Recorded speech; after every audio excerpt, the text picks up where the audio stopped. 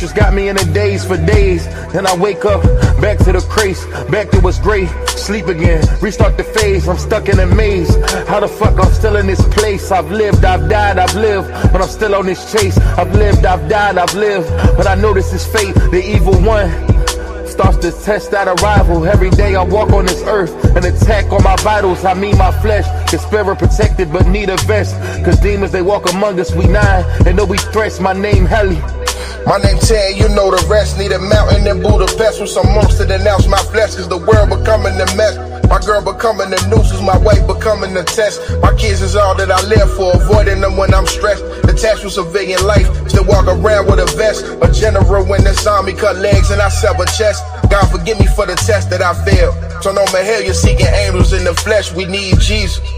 Big crying out since a fetus, believe it. I'm Nicodemus whenever judgment bells ringing, lights fleeting. Tell the truth in the water's deep in the drown when the lies creeping. It's cool in the dark till light creeping. Good offense, can buy defense. I buy demons. In the name of you know, I'm Van Gogh with Vans on Pluto. On Mars you see stars when we fall through though. The 24K everything, I'm all proof though that it still gold and we still pure. Dante, go ahead and shoot though. I gotta speak my truth because the truth will set you free. The truth will set you free. I gotta speak my truth because the truth will set you free. Yeah, the truth will set you free. I gotta speak my truth because the truth will set you free. I gotta speak my truth because the truth will set you free. The truth will set you free.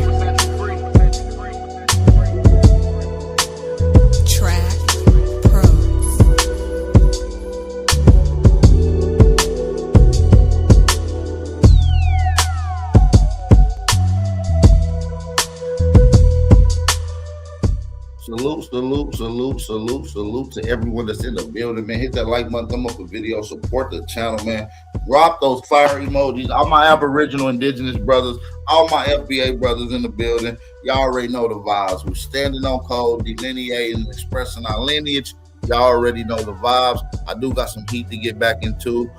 I did open this conversation with the conversation of how our people is explaining their frustration with the government by even, first of all, forcefully allowing illegal immigrants into our sanction, and then on top of that, prioritizing them over the indigenous peoples of America. So I just want to say peace and love to everybody that's in the building. If you're new to the channel, make sure y'all subscribe. You already know it's good to see y'all, man. Y'all got the face for the place. You understand what I'm saying? Shout out to everybody that's in the building. Make sure y'all thumb up the video. It's very important for you guys to thumb up the video, family. And I can't even stress to you guys how important it is for you guys to support the channel. I can't even stress to you guys how important it is for you guys to support the channel. So we're going to get into these conversations. And let's get right back into it, though. You know what I'm saying? I don't want to hold you guys up any farther. But if you're in the building with me, drop a fire emoji if you can hear me. You dropping a fire emoji just indicates to me that you guys can hear me loud and clear. Before we even get into the rest of the show, I do want to shout out the family that took their time out to shout me out in the live chat. Shout out to everybody that's listening in for some reason that's not able to comment. Shout out to all the haters and the busters that's listening in the bushes. And shout out to the real ones that's getting active in the chat. Shout out to Roger W., Big Dog Philly OG, Simply Moray Elements, Wilmore Reed, Copper Color Goddess. Shout out to Reginald Jones, House of Nathan, Twisted Cyborg, Mo Naga. Who else we got in here? We got Sean Dene. I hope I'm pronouncing your name right. I apologize if I'm not. Copper Draco 33 in the building. We appreciate to see you in here. Shout out to all the busters, though. Got to shout out all busters. And I got to shout the real ones out. Shout out to all the real ones that's in the building for sure. Also, man, let's get into this clip. We got some information to get into, but I want y'all to listen to this, man. And another thing is, should we show any sympathy towards these immigrant group of people? They're now begging Aboriginals for help. And I'm making a stand that we're not helping anyone. You know, we're not Captain Save a Tether. You know, we're not Captain Save a immigrant. You feel what I'm saying? And we got to make that very, very clear. You know what I'm saying? We stand on a different code of principles.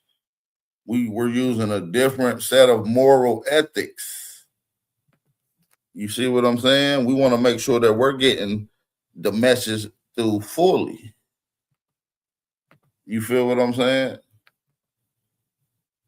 We're on code, family, for the most part. If you're on code, drop a fire emoji. Let's get a quick roll call from the family in the building. Let's get a quick roll call from the family. If you're on code, drop a fire emoji. Drop a fire emoji if you're on code, family. I just want to get a quick peep in the building. Okay. Okay. I see we got a few people on code in here. All right. All right. We got some real ones in here. Okay. Okay. Now, to all the busters that didn't drop a fire emoji, let me know that you're not on code. Shame.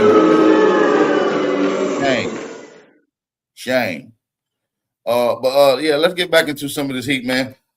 California, Chicago, Mississippi, Houston, Philly, New York, Florida, all the major cities in our communities all across the board is standing up. We're on code and we're defending our lineage.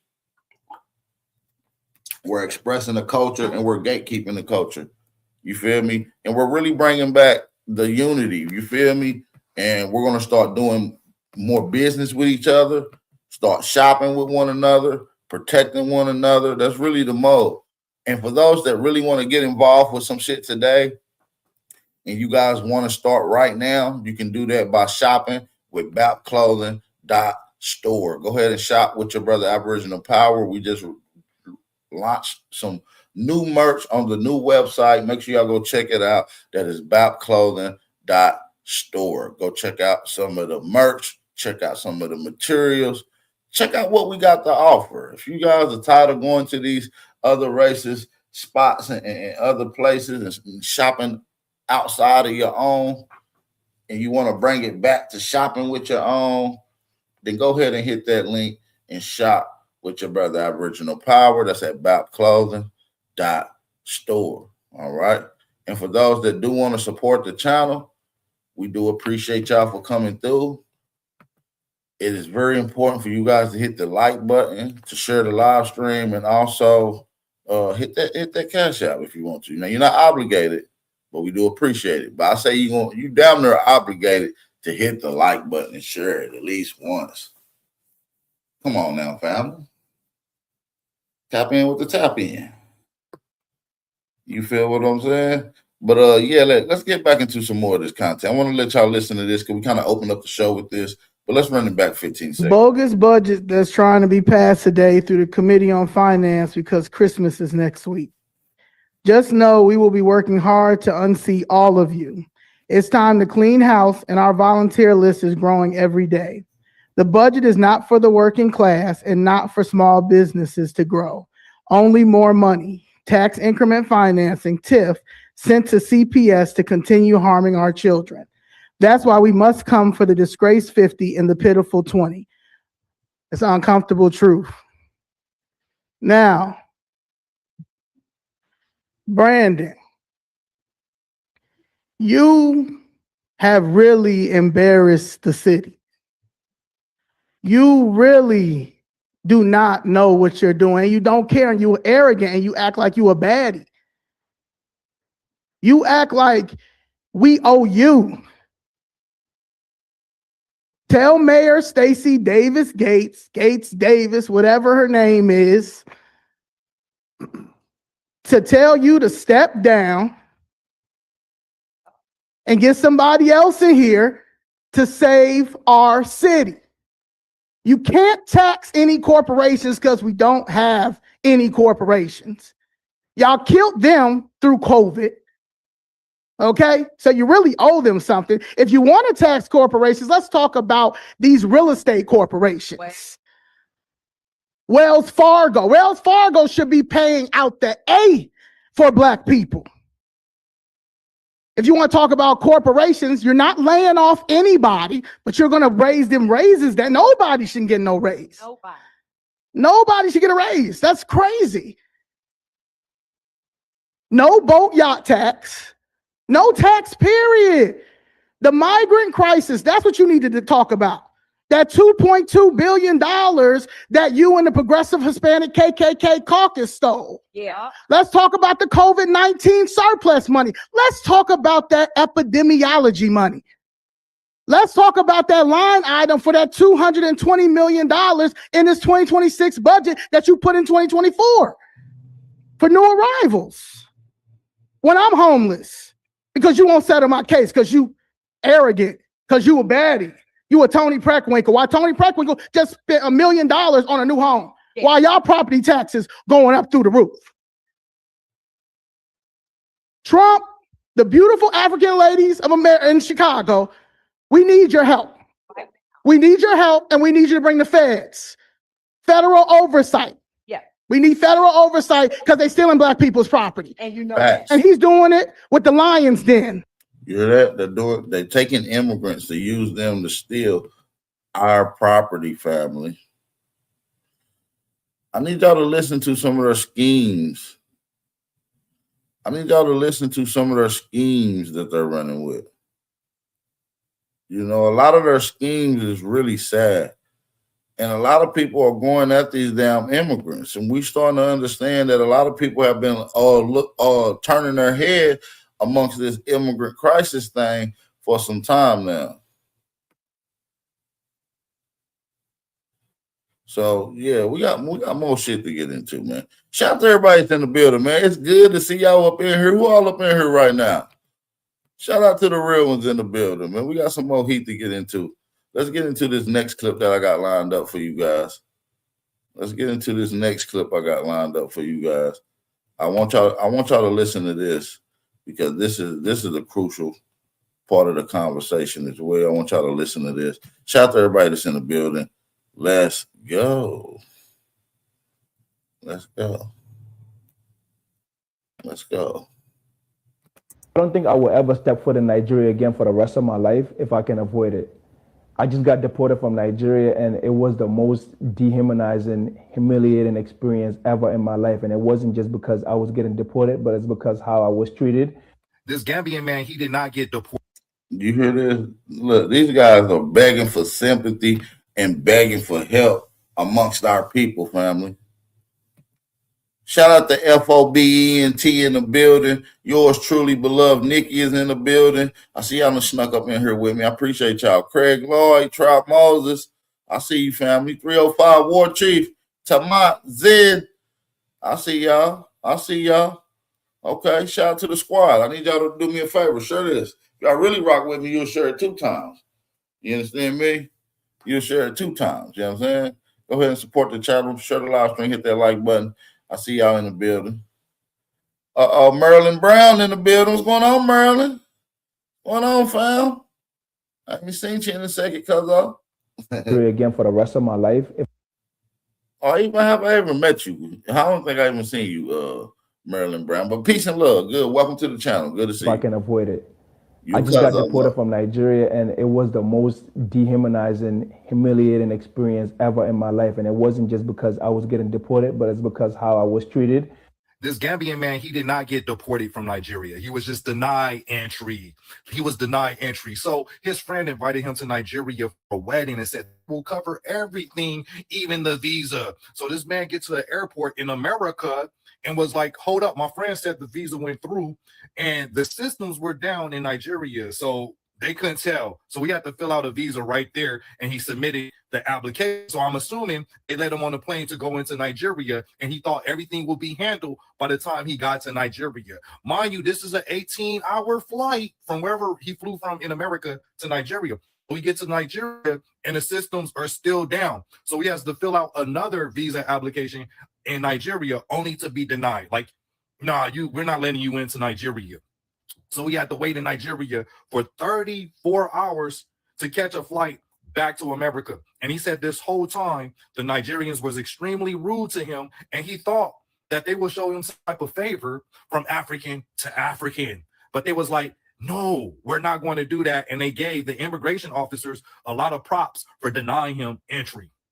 How do you go to a country and not even have the visa already prepared? You know, Nigeria systems are faulty, right? I mean, just a week ago, all the lights went out. Man, yes. Why would you go to a place with a faulty system, corrupt government? And it's obvious that these people don't even like you. They don't care about other Africans. They don't care about people outside of their own stock anyways. They will show him some type of favor from African to African. But they was like, no, we're not going to do that. And they gave the immigration officers a lot of props for denying him entry. How do you go to a country and not even have the visa already prepared? You already know Nigeria systems are faulty, right? I mean, just a week ago, the lights went out at the airport. Jesus Christ, this is the worst thing. And now their systems are down. But anyway, that's why he didn't get in. He wasn't deported. He was just denied entry. And get this, even the next day that I was getting processed, right in front of my face, the Delta employee was telling the immigration officer, oh, good job. I'm another African man just like you, bro. The blue passport that I carry don't mean nothing. Man, so listen, man, you see how these people be acting on the regular.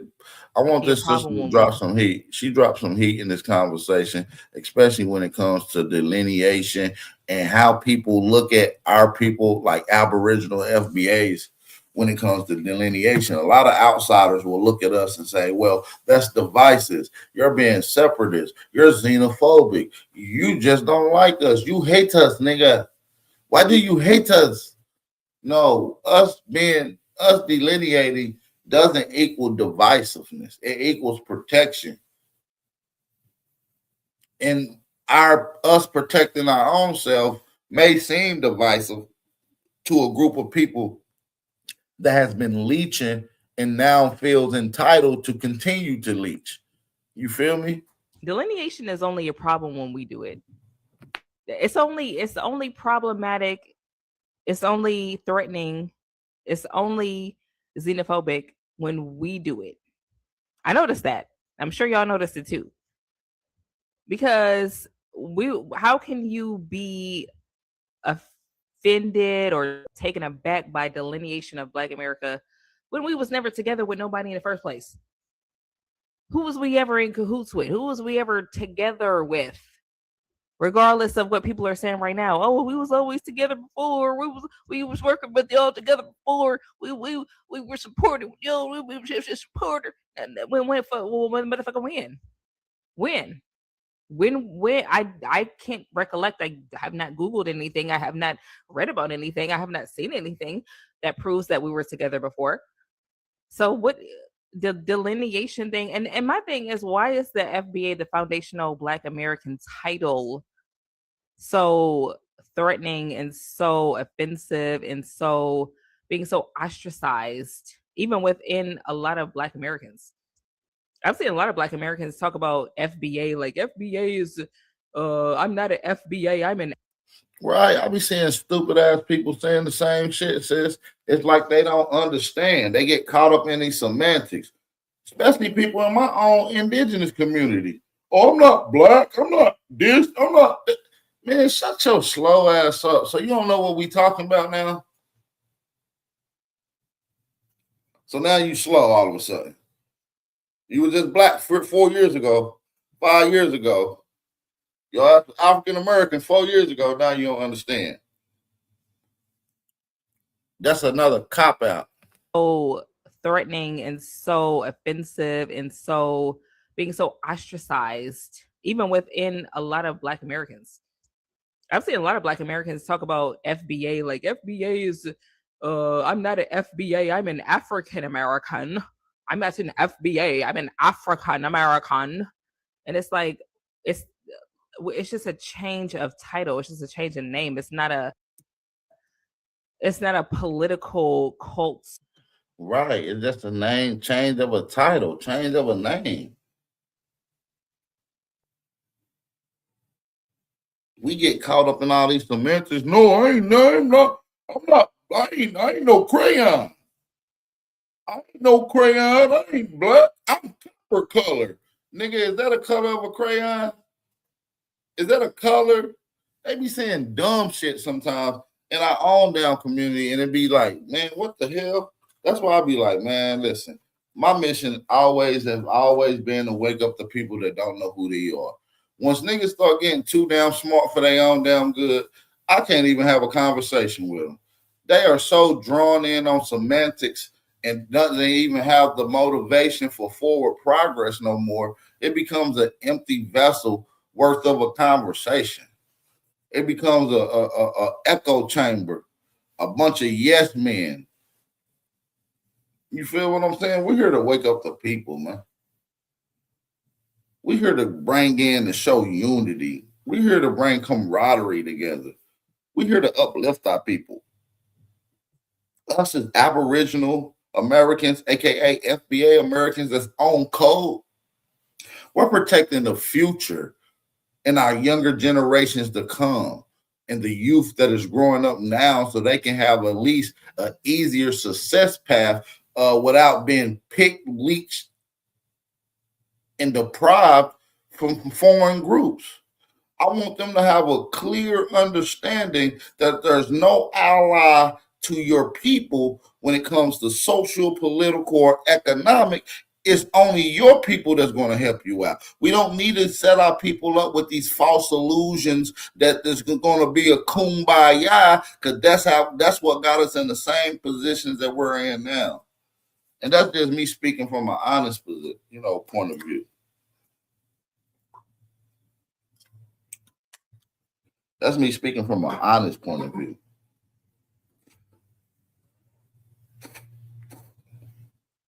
I do need y'all to smack that like button, man. We almost hit the 30-minute marker. I expected to get at least 100 people in here before we even hit the 30-minute marker. But damn, half of 100 is crazy. Let's get 100 people in here. I can't do it unless everybody share the live stream. So I do appreciate everybody for getting involved and all, but let's make it work. Or I'm sorry, it's not a religious cult or a political ideology. It's just a different name. Give the African American title to people who are actually from Africa, who actually have family and friends. Right. Give that title to people who actually have African lineage. Don't be putting African American on a group of people that doesn't even have no African lineage. You feel what I'm saying?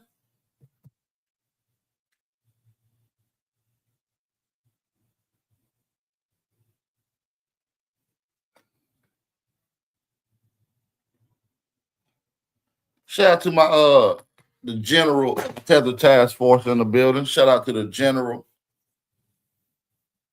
the enemy's public in the building.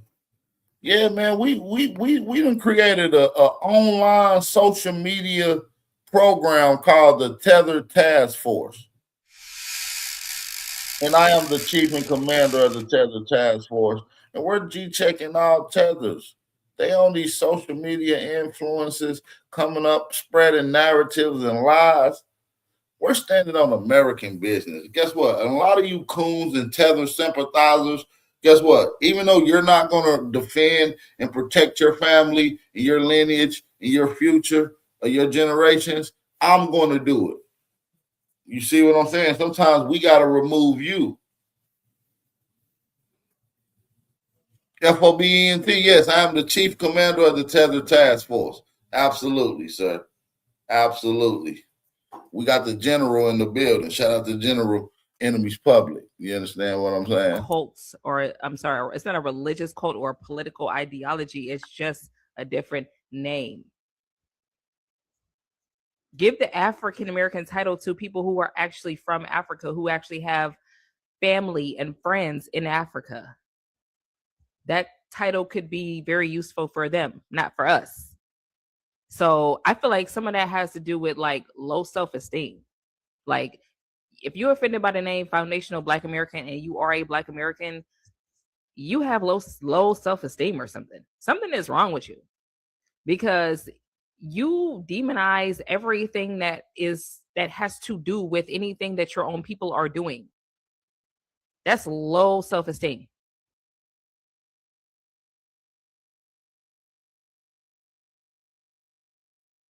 I mean, you got to realize a lot of these people do have like a lot of low self-esteem, which it comes through. Now listen to this damn wench.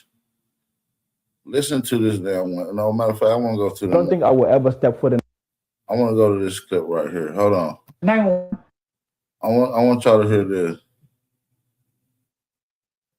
So this is the guy who's been calling ICE on all these other people making money off of the immigrants. nimankii ICE ahaa waxay soo waceen 911 waxay dhaheen waa nala dilay ama I don't know saa ereyga u dhigo Soomaaliga laakiin adigu dhib baa naloo gaarsiisay waxaan dareenay tareede dhaheen ha may nolosheeda khatar ku jirta waa lagu adkeeyay maanta si fiican nolosheeda khatar ku jirta naga soo gaara ma garatay marka Minneapolis way qabatay click way ku damisay laakiin kuma damina sababta aan ku sheegay Minneapolis booliiskeeda uu ka war helay arrintii waa loo soo gudbiyay arrinta marka sida lagu soo gudbiyay si waxay ahayd la dhahayo qof dawladeed ayaa dib gaaray marka booliiska dhan way soo yaacaan meel bay joogaan qolo walbeeto booliiska ma ka qayb galin sheriff department ma waa ogaa ma sideedo sheriffkii booliiska any police ba dildo oo dawlad ah ayaa dib loo gaarin waa soo ordayaa marka aniga chiefkan la hadlay wuxuu ugu yiri anagu farahan kala baxnay marka aragnay ayaga inaad tahay waa ka noqonay farahan kala baxnay maanan caawin maanan tegin qoliyihii shariifka u tegay qoliyihii shariifka marka gabadha shariifka xukunta dawaana wet ayaa soo wacday oo badanaa criticism badan lagu suubiyey oo loo wacay leeyahay maxaa u caawinaysaa waxay ugu tarjumaalo waxaad ogaataan ma caawin maxaa la dhahaa waan tagnay qof baa dhiban baana la yiri qofku cidu ahaa ma naqaanin waa tagnay meesha saasaan u caawinay marka adiga saartu u qaado laakiin ayadu waxay u egtahay si u sheegayso waxa waaye anagu maanan caawin waxayna igu tiri markaa meesha tagnay waan joognay ilaa intay maaragtay ka tagaayeen waan joognay laakiin ayaga qof lagama dilin qof dhib ma soo gaarinin booliiskayga Minneapolis farahan ka qaadnay maan caawin maanan dashana ninka kala xisaabtamayo kolley say u tageen iyo des u tagay haday caawiyeen waa maasantahay okay a quick question aniga nimankan maadaama city of Minneapolis governorka iyo mayorka decided inay nimankan support siinin see aan u heli karnaa sheriff departmentkana to pull back very good marka hore sheriffka waa qof lasoo doorto waa qof communityga ka raba garab iyo wax walbeeto magaalada Minneapolis maanta shariifka chiefka credit baan siinayaa sababtoo ah maanta markuu yimid uu yiri ay u waceen muusan aadin that was something bravery credit bayn baan siinayaa booliiskeena shariifka kolley ayadu waxay ii soo dirtay iyo waxay ii soo sheegtay inay tageen meeshii sababtaan u tagnayna waxay tiri qof dhib ku jira ayaana soo wacay taas marka qof walba suura lagu translate garay karaa qofkan oo kale waxaa ula dhigala garay kartaa shariifku waa aragtay dhalinyaro badan oo Soomaaliya ka shaqeysa community-gan ayay timaadaa oo waxay ka hadashaa July mataqaanaa Somali week Lake Street marka la xiro office-keeda u email garay wixii concern ah dhinaca kala xiriir waxaana ku dhigi kartaa waxaan annaga maanta garab baan ka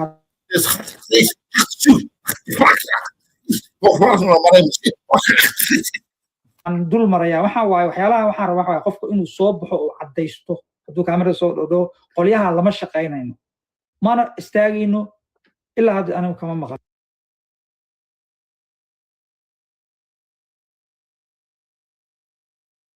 Do y'all hear this bullshit? He's running around making all this money, pretty much calling ICE on other Somalians that he know for a fact is illegal immigrants that he helped get over here. He helped them hide and shit, and now he's calling ICE on their ass. These are the type of people you're dealing with When you start coming to America and you start seeing these immigrants, they are two-timing, backstabbing, no good, low down, dirty son of a guns. I'm just gonna shoot it to you flat out. I'm gonna just shoot it to you flat out. You see what I'm saying? They've been looking at this Ilhan Omar girl for a little second now. You feel what I'm saying? As a matter of fact, let's pull that up right now. Let's pull that up right now so we can get to some more of these clips. You're a member of Congress who serves with Ilhan Omar. I don't know if you share offices with her, but like, what should happen there? She's right down the hall, by the way. She's like 4 doors down on the same floor. Okay, well, what the hell should happen there? I mean, this is, you know, you have the White House posting about how she married her brother, like dropping the documents on it, and then talking about the DNA evidence that proves it. Yeah, I think when you obviously we have had multiple members of our House investigated. If they have charges like they do, and they seem to be based on fact, that needs to be investigated. And if she's found, charge her with a crime. Just because you're in Congress and a Democrat doesn't mean that you don't have to be up to the same standard of law that everybody else does. It seems like we have seen whistleblower after whistleblower say that the FBI, DOJ, you name it, will not ask questions of Democrats. We saw it with Hunter Biden. We've seen it with the Clinton Foundation. That needs to happen. I am very hopeful that under Kash Patel and under Pam Bondi, those things are going to happen. But the question is, what happens after that? After 3 years? Are we still going to be able to have laws in place that force the FBI, the DOJ to do their job? Yeah, and that's right here is an undercover homosexual. He was exposed by the same transvestite that exposed Charlie Kirk for being homosexual, allegedly. So exactly the types of solutions that we're looking for right now. I recognize the fact that you've got 3 independent branches of the government. We don't want to be able to tell, the legislative branch doesn't need to be able to tell the judicial branch. Legislative, judicial, executive. What to do, but we've got to hold them accountable. We've got to hold them responsible. And I feel like that hasn't happened in the last decade. So y'all hear what's going on. It's a lot of scams going on. Now listen to this. I need y'all to listen to this. Now look at this. I want y'all to listen to this. Y'all not following me on Twitter, by the way. Make sure y'all go follow me on Twitter, man. That's at Power Aboriginal on Twitter, man. Power Aboriginal on Twitter, aka Aboriginal Power. You already know the vibes. Drop a fire emoji. I want to make sure my audio is cool. Stringwalls are giving me alerts that they're going through maintenance. They're having some technical difficulties. I want to make sure I'm good on my end, family. Can y'all hear me loud and clear? And did y'all hit that like button as y'all came in, family? Just let me know. And if you hit that like button, go ahead and support the channel. We do appreciate the real ones in the building. Shout out to my FBA and Aboriginal family. Y'all already know the motherfucking vibes, man. Let's get right back into it, man. Where is the money? Where's the money, nigga? See, look, you can tell he just scammed. He just came off of a fresh ass scam. He just scammed a nigga for about 200 grand. And bought him a little jersey and some Meta glasses. This nigga.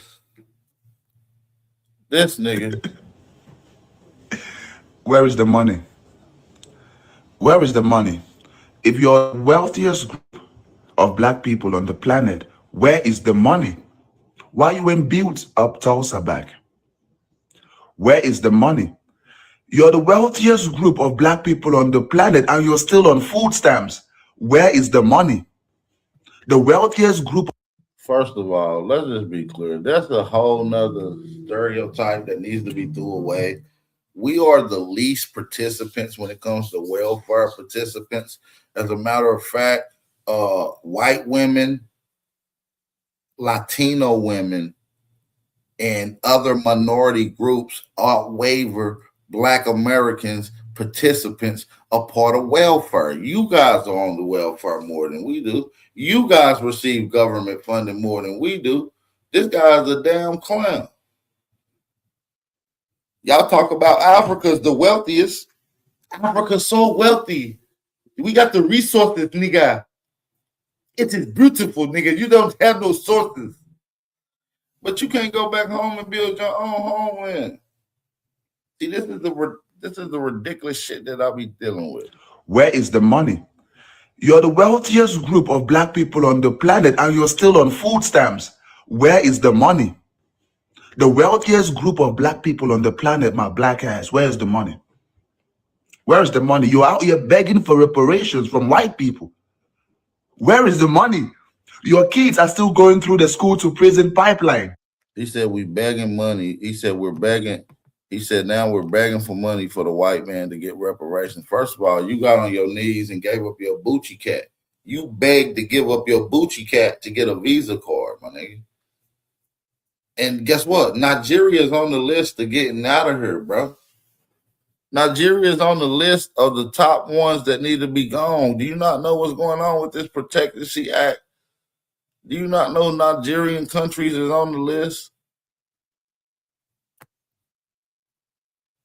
Nigerians, Africans, Nicaraguans, Ethiopians. It's a whole list of these people that's getting gone. Cameroon, Nepal, Nicaragua, all these people, they're done. Termination is in effect in January. You feel what I'm saying?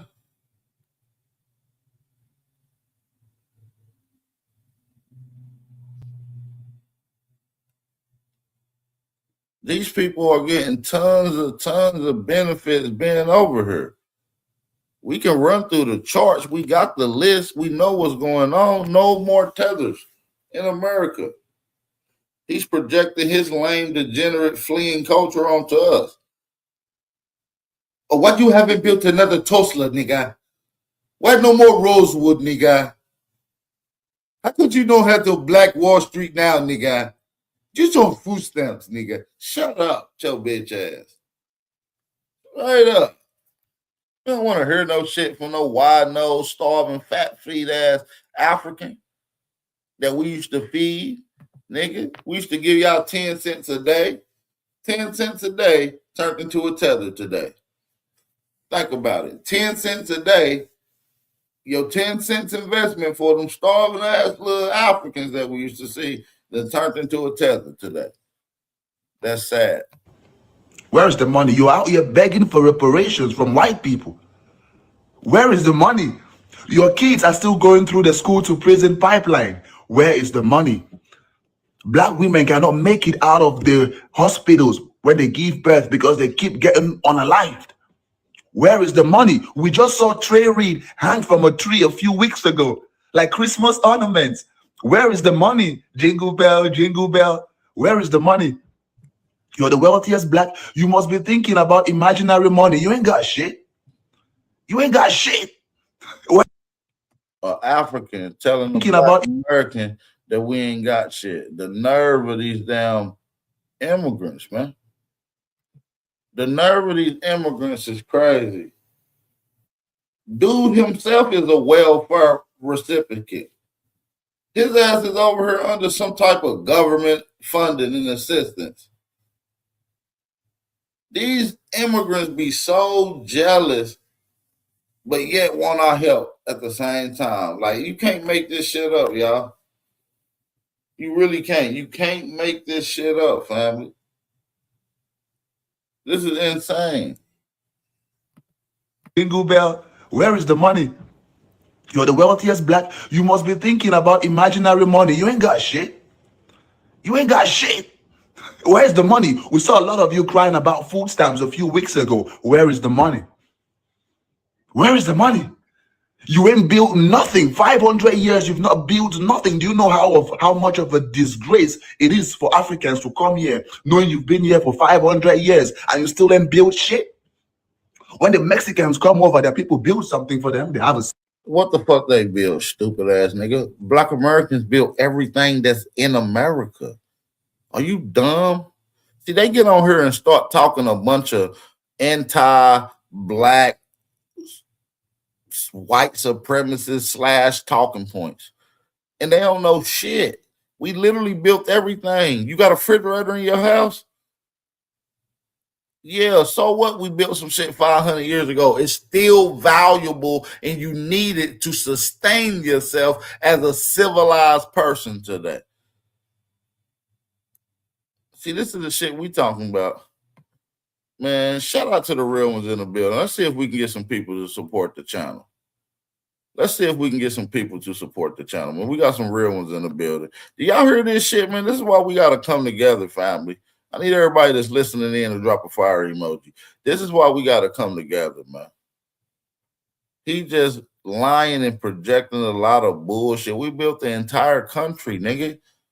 Every invention that damn near, nigga, the rights and laws that you got to bring your little funky starving ass over here, we created, brother. These tethers are out of hand. Y'all support the channel, man. Y'all run it up, man. Support the channel. Let's get back into it. Still then build shit. When the Mexicans come over, their people build something for them. They have a system. Chinese come over, they have a system. Irish come over, they have a system. We come over, we have jail systems. You just send us to jail because we look like you.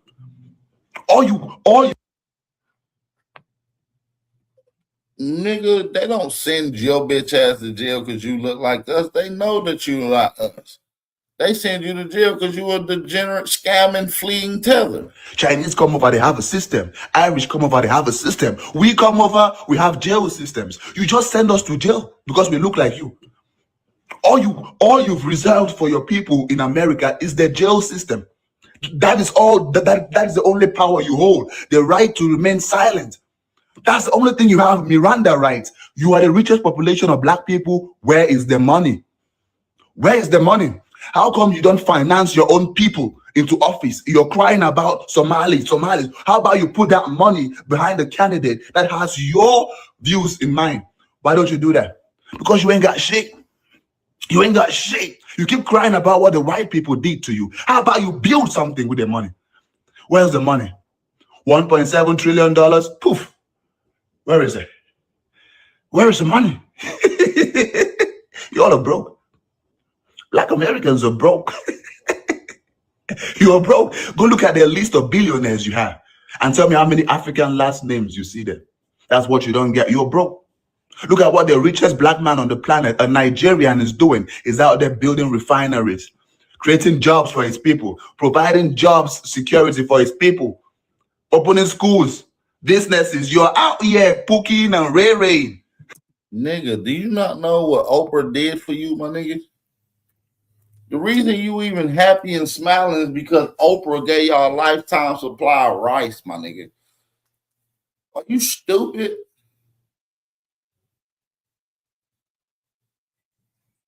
These niggas act like they built something and ain't built a damn thing for real. Do you hear this nonsense? He's literally crashing out right now. He's literally crashing out right now.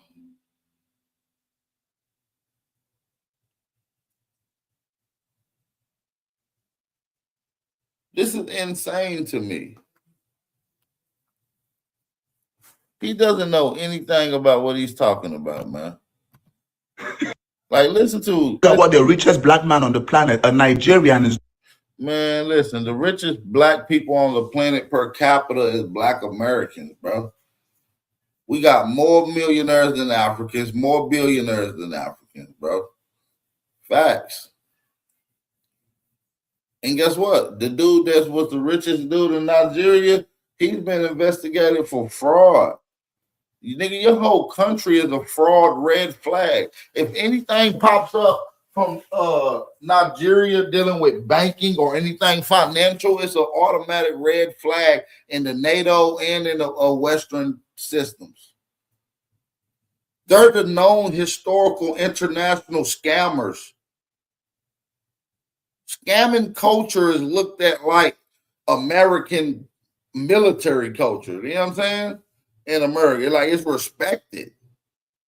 They got a scamming national anthem in Nigeria. Like they got a song that they sing for the scammers in hope that one day that they can grow up to scam like that. They literally got a system of scamming that's appreciated and revered in Nigeria. Also, Nigeria is also the home of the place that we call scam capital. And on top of that, it's also the home of the place that we call the shittiest place on the planet.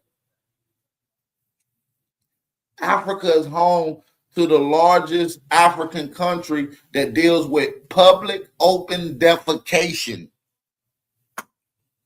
For those that don't know what I mean they are legally allowed to shit in the streets, man. Y'all rich, your millionaires come out of their mansion and shit on the sidewalk. Your doctors leave out the surgeon room, go outside and take a break and shit on the break room floor. Y'all shit anywhere, and it's part of y'all culture. Y'all don't even know what sanitation and toilets is. You don't know how to use the toilet. We seen Somalians first come over here as immigrants, and they never even seen the toilet. But now they got jobs at factories where you got to use the bathroom, and that's where we use the bathroom. We coming in the bathroom, and we finding Somalians pissing in the sink. Pissing in the sink, and then going into the bathroom stalls to wash their hands.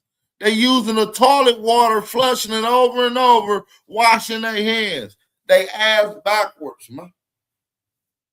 They don't even know how toilets and bathrooms work. I'm not about to take no disrespect from no little shitty bastard. Is doing is out there building refineries, creating jobs for his people, providing jobs security for his people, opening schools, businesses. You're out here pooking and ray-raying. Where is the money?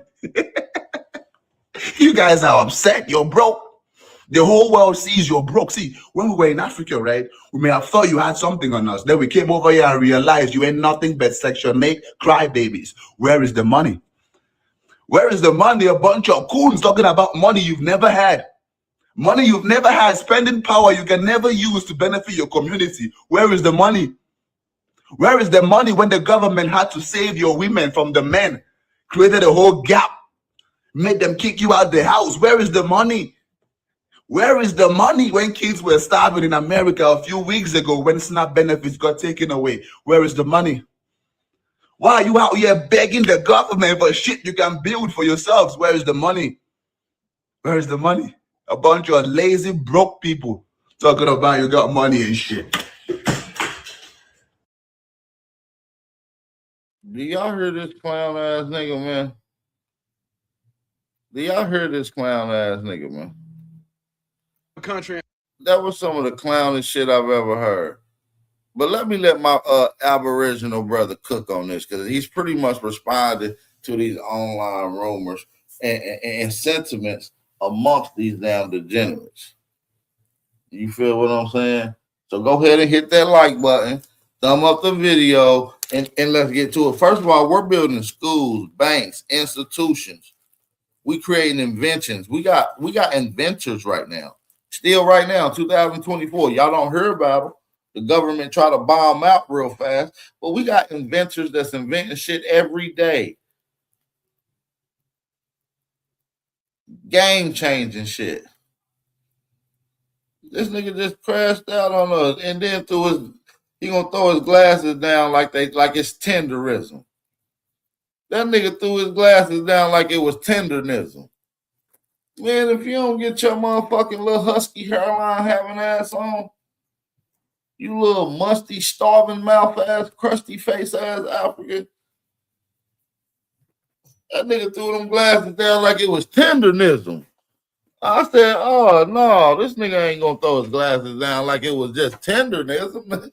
Nigga, that shit was weak. And open up a gas station or a liquor store or a grocery store or a beauty supply or something like that, I think the fuck not. They gonna look at your ass crazy. You not from here. I'm not giving you no loan to open up no business here. We got locals can do this shit better than you. But yet we let these people come over here to our country and open up gas stations, liquor stores, and all that shit in our community, and they don't even fucking stay there. They won't even hire us in our own community. People that they hire at these fucking local places is crackheads.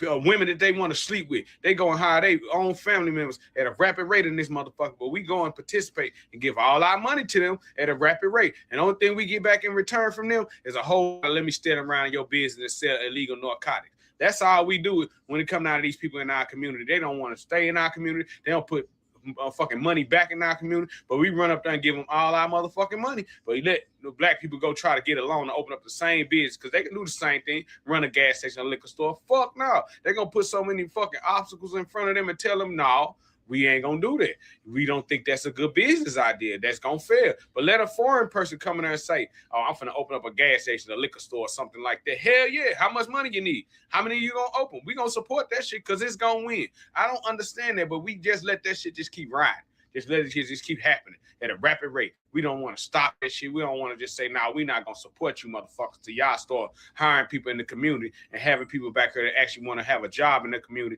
that want to work in their community, working child establishment. Until y'all have a large amount of people that's actually diversifying y'all companies, we not no longer going to shop at y'all. But no, y'all just going to get up every single day and keep going to that local gas station, that local liquor store, and get them people your money at a rapid rate.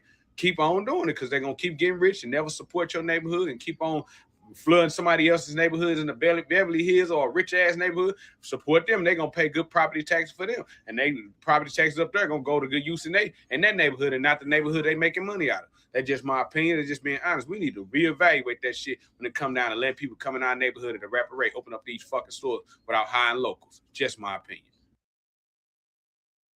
I agree with that 1,000%. I agree with that 1,000%. We got to really watch out with these people that we're allowing to come into our community because you realize they're depriving. They're just another depriving tool that the European and the pale skin is using to take away from us. You feel what I'm saying? So at the end of the day, we really got to realize that. And if we're not going to realize that, what the fuck are we doing? So we're going to get into this next clip right here. I want y'all to be locked in with me, man. Make sure y'all hit that like button too right quick. Can y'all hit that like button? Thumb up the video. Support the channel right quick. We cooking. Shout out to everybody that's in the building. Let's go. Oh, everybody, watch right here. Friend, we were just talking about this. You know, right now, well, honestly, Somali's been getting hate since forever. They've been getting hate for the longest time. And I always seen it and stuff like that. And what's it called? I live in Columbus, Ohio, which is like the second largest population for Somalis. And me and my friend was just literally talking about this. We're like, people be mad at Somalis, but it's like, y'all should be mad at yourselves. They know the system. Somalis know the system. They know how to work the system. You guys call it fraud. You guys call it cheating. But you guys are just mad that y'all can't work the system like the way they do. And y'all can't stick together like the way they do. Somalis stick together. When I tell you, I went to school with these people. I grew up with these people. Everything. They stick together about everything. If one person, if they find out a trick about one thing, they tell everyone, the whole community, they'll tell the whole community, this is what's going on. This is how you're going to do it. And this is how you're going to get that certain thing. If one Somali knows one certain thing, they tell everybody, the whole community will know. Okay, well, let me tell your whole community. Y'all gonna all get deported together as well. She over there chewing on them honey badger whiskers. You know what I'm saying? She got that damn zebra tail. You know, she tearing that up, ain't she? Uh-huh. Yep, but let me tell you something. Right, she in that bush meat jerky over there, man. That bush meat barbecue jerky. You know what I mean? You ain't never had a coyote tail. You feel what I'm saying? With a little bit of giraffe knuckles. You know what I mean? She got a bag of dehydrated giraffe knuckles she eating on. Come on, man. We ain't about to listen to this bitch. She got a bonnet on talking to us. Girl, take that motherfucking bonnet off and let us see that hairline. I know that motherfucker sitting way back like 4 flats on the Cadillac. We ain't gonna play with this little wanchy ass heifer. She done came over here and got husky in the face. You came over here as one of them feed the children kids. I seen them flies on your 5th grade photos when you was in 5th grade. You had flies around you. This is what we be talking about. If you really believe that these folks is gonna come out here and run their mouth and get Somali GoFundMes, shit, that ain't happening. They better go fund their homeland because that's where they going.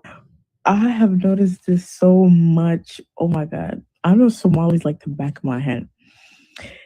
When you, oh my God, if a West African dies right now, right?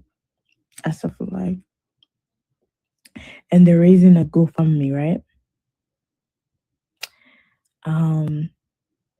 That West African might make like 5K.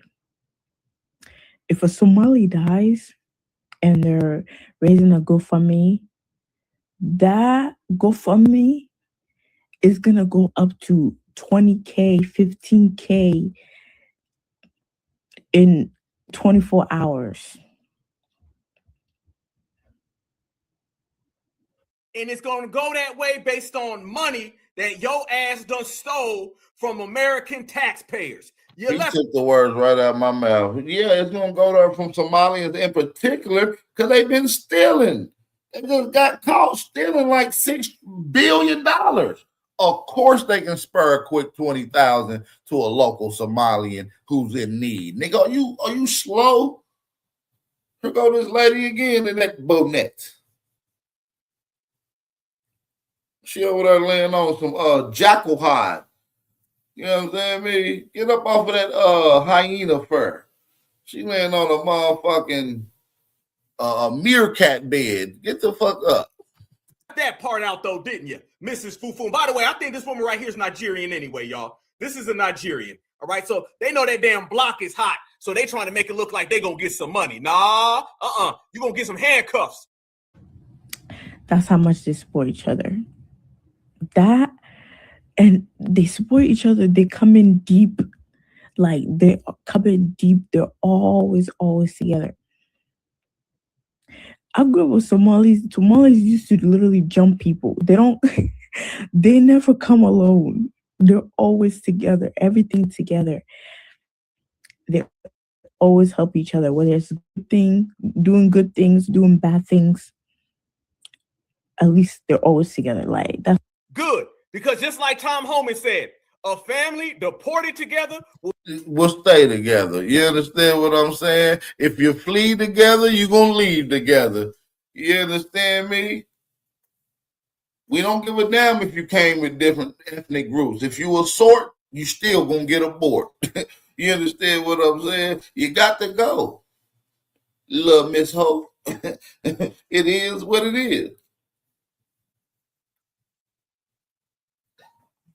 It is what it is. What you want me to do? Sue me. Sue me. Go back to your little own country, Miss Ho. Be a family that stays together. Y'all listen to these people. They just really don't get it and understand, right?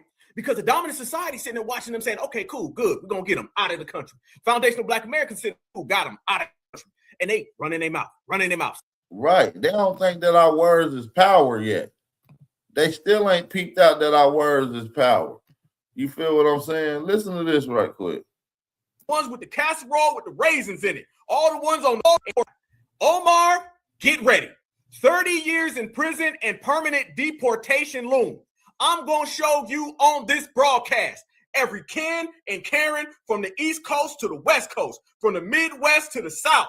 All the ones who eat the Brussels sprouts, the ones with the casserole with the raisins in it, all the ones on the fentanyl, all the ones popping the pills.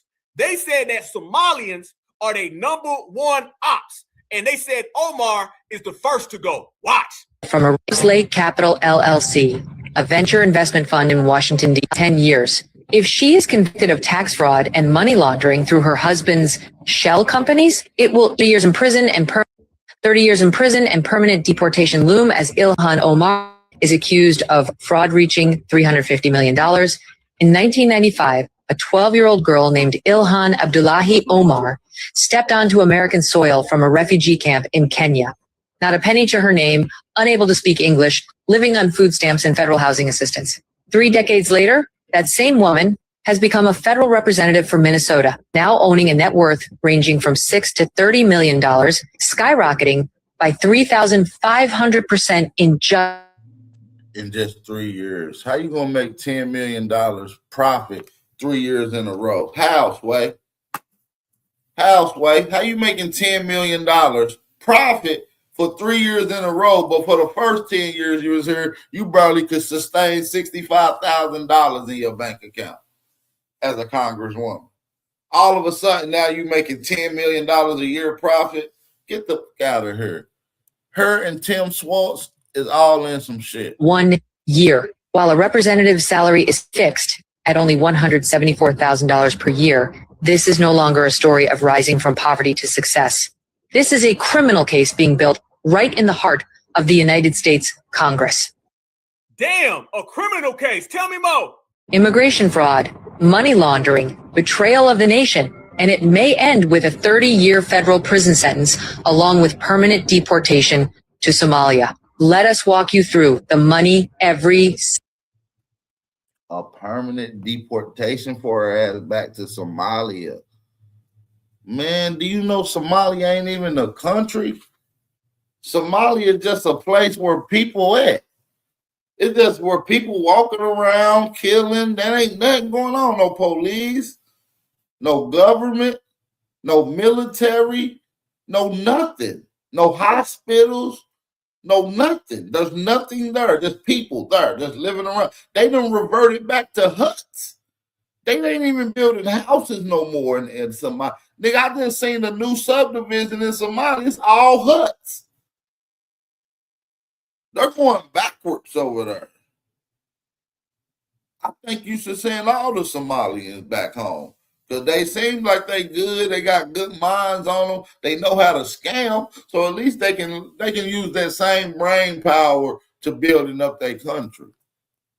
You feel what I'm saying? of the nation, and it may end with a 30-year federal prison sentence along with permanent deportation to Somalia. Let us walk you through the money, every single dollar. Yep, come on, walk us through. I want to hear all of it. I want all the tea. Tell me the tether tea. I want to hear about the fraud. I want to hear about the prison. I want to hear about the deportation. Go ahead, talk to us. 2023. The assets of Ilhan Omar and her husband totaled only $51,000. According to congressional financial disclosures, in 2024, that number jumped to $6 to $30 million. What is the source of the money? Her husband, Tim Minet's California winery suddenly became valued at $1 to $5 million. Rose Lake Capital LLC, a venture investment fund in Washington, D.C., valued at $5 to $25 million.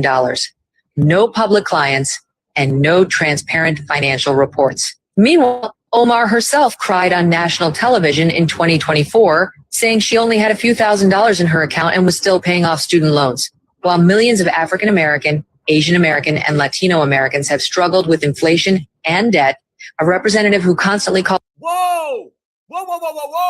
Did she just throw in? By the way, y'all, that's Megyn Kelly. That's Megyn Kelly. Y'all know the Megyn Kelly that follows Black Alpha. Didn't I tell y'all that Megyn Kelly be listening? Didn't I tell y'all Chrissy Nolan be listening? Didn't I tell y'all Donald Trump be listening? Notice that she threw in there the same money that could be going to Black Americans. Black Americans are out here struggling, and you got Omar stealing all of their money. Oh no, Tethers, I thought we all looked alike. I thought if we could put Omar, we would all be big twins. And the white man and white woman would not know who we are, and they can't separate. Sound like they done separated because we separated. Sound like they done delineated because we delineated. Oh, you in trouble now. You going to jail, Omar. Calls America a white colonial empire, suddenly became a dollar millionaire overnight. The question now is no longer whether there is anything shady, but how shady it is. The marriage from 2009 to 2017 with Ahmed Nur Said Elmi, a man whom the Somali community in Minneapolis publicly calls her biological brother. And what was the purpose? To cheat for a green card, to cheat federal scholarships at North Dakota University, to cheat the entire U.S. immigration system. Omar called it a racist rumor, but Somali birth certificates, wedding photos, school records, and signed statements from family members were submitted to the FBI and ICE in January 2025. If she is convicted of federal immigration fraud under 18 USCS 1546, the maximum penalty is 10 years in prison for one count. Whoa, I need to hear that one more time. 18 UCS 1546. That sounds like you done for. Talk to me. The maximum penalty is 10 years in prison for one count. If she is convicted of fraudulent marriage to obtain citizenship under 8 USCS 1325, that adds another 5 to 10 years. If she is convicted of tax fraud and money laundering through her husband's shell companies, it will easily reach 20 to 30 years of federal prison. Adding to this is one more chilling detail, which is that hundreds of millions of dollars in COVID relief and autism child benefits in Minnesota vanished through Somali non-governmental organizations whose leaders donated directly to Ilhan Omar's campaign. And where did that money go? Part of it was reportedly funneled back to Somalia through the underground Hawala transfer system, one branch of which American intelligence suspects of funding al-Shabaab. The newly returned Trump administration has declared clearly that cleaning house will happen and no exceptions will be made. The calls now are no longer the voice of a few conservative groups. It is the roar of millions of Americans across all 50 states. Freeze immediately all assets of Ilhan and her husband. Conduct independent audits of every dollar from 2016 until now. Confiscate all property if proven illegal and contribute it to the federal budget to pay off national debt. So yeah, like I said, these Somalians and Ilhan Omar in particular is white Americans' biggest ops. They going down, man. And to be quite frank, family, I think Trump is doing a hell of a job. Keep up the good work, Kyle. Keep up the good work. You feel what I'm saying? Shout out to everybody that's in the building, man. Shout out to the real ones that's in the building, man. We do appreciate y'all for coming through. Y'all already know the vibes. All busters that's in the building, man. Oh, man, I feel bad for y'all. Y'all get it together one day. But shout out to the ones that's on code, man. Y'all already know. Shout out to my FBA and my Aboriginal brothers in the building. Revoke the U.S. citizenship granted in the year 2000 through her father if initial immigration fraud is proven, and deport her permanently to Somalia according to the very laws she opposed when they were applied to others. America opened its arms to more than 100,000 Somali refugees since 1991. America spent billions to feed, educate, and heal them. But America will never kneel to kiss the feet of those who take the bread it gives them while holding a knife to stab it in the back. Damn, that's exactly what they doing too. Shout out to everybody that's in the building too, man. Hit that like button. Let me give a shout out to the first and only person that supported today's live stream. Shout out to my sister Chickahominy Roots family. Shout out to my sister Chickahominy Roots for supporting the channel. We appreciate that. Thanks for the love and support. We appreciate that. Family that's listening in, that's in the chat. Don't let my sister Chickahominy Roots be the only one to support the channel. Make sure y'all support this thing. If y'all ready to get back into some more of this heat, let's go. Because I got something I want to show y'all before we continue with the rest of this information. Because I just got some information earlier came across my phone. I was like, I'm gonna say this because these tellers are really out of control. And then they'll try to throw this shit on black people, right? They'll try to throw this shit on black people, which is the crazy part. Like, for instance, this right here. They'll try to throw this on black people. Now, look, we're going to play this. New details tonight. A man and woman are now in federal custody. They trapped a federal agent in a... I don't know why the video went down, but let's run it back. Let's run it back. A man and woman are now in federal custody after police say they trapped a federal agent in a car and dropped him off at the New Hope Police Department. Federal documents say 24-year-old Oluwademi Lole Bame Boye and 23-year-old Rakia Frazier face charges for assault. Man, come on with these damn Nigerian tethers. Nigeria, you know, did you hear the name? Did you hear the nigga name, man? Listen to his name. Boye and 23-year-old Rakia Frazier face charges for assaulting a 24-year-old Oluwademi Lole. Oluwademi Olole. That's the first name. Bame Boye Bame Boye is the last name. and 23-year-old Rakia Frazier face charges for assaulting a Department of Homeland Security investigations agent. According to the criminal complaint, agents were watching an apartment parking lot in Plymouth when they tried to talk to Boya Baye about his immigration status. While trying to prevent the two from driving off, an agent became trapped inside the car and drove off anyhow. So these motherfuckers done kidnapped the Homeland Security agent that's working with ICE, checking their status, and they done try to kidnap them because they illegal here. Do you see what's going on, family? They done kidnapped a agent that was trying to check their status. Look, according to FBI affidavit, HSI agent and were surveilling the apartment parking lot in Plymouth in research to Bamiye, a Nigerian national who had allegedly overstayed his student visa. This is the Nigerian family. This is Nigerians. This will get dumped on us. Oh, a black man did that. Yeah, black man did that. Ain't no damn black man. This is a damn Nigerian trying to run and outstay his visa. He got to go. You understand what I'm saying? They crashing out, man. They are literally crashing out.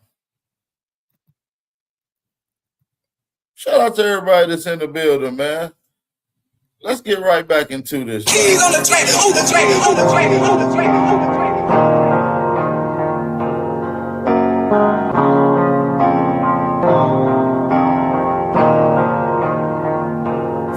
For the stats, I be beating the odds. Think the blood in me making me calm. Ride the turbines just like I'm Saddam. I'ma blow up just like I'm a bomb. I'ma leave it. 1. America spent billions to feed, educate, and heal them. But America will never kneel to kiss the feet of those who take the bread it gives them while holding a knife to stab it in the back. Ilhan Omar is not just a representative. She has become a vivid symbol of the most blatant betrayal in modern American political history. Damn, that's a hell of a lot of smoke. That's a hell of a lot of smoke. This is the biggest situation in mankind history. They got the dramatic music in the back. Oh yeah. Oh yeah. Oh yeah. Yeah. Oh yeah. I love that. I'm sorry, fam. I don't give a damn. Nobody say. Whenever you see these different people going at it, let them go at it. Let them go at it all damn day long. That's exactly what's happening. You can say this is the fraud scam in the world. They can say this is the biggest one in the known. Man, it don't matter how much it is. Look at her. Look who she's standing next to. Look who she's standing next to. Jesse Messi Jackson. Jesse Jackson, man. The same motherfucker who gave you that Asian ass name, African American. The one that advocated on the record and got a lot of your favorite people like Oprah and a bunch of sellouts like Al Sharpton to advocate for this shit.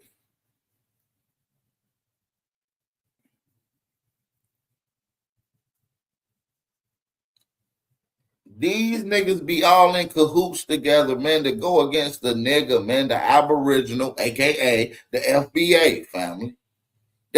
We got to get on code. This is why we delineating. Somebody said plot twist. That's her father. Get out of here. Plot twist. That's her father, y'all. Oh, you know she an agent then. If that's her father, you know she an agent on me.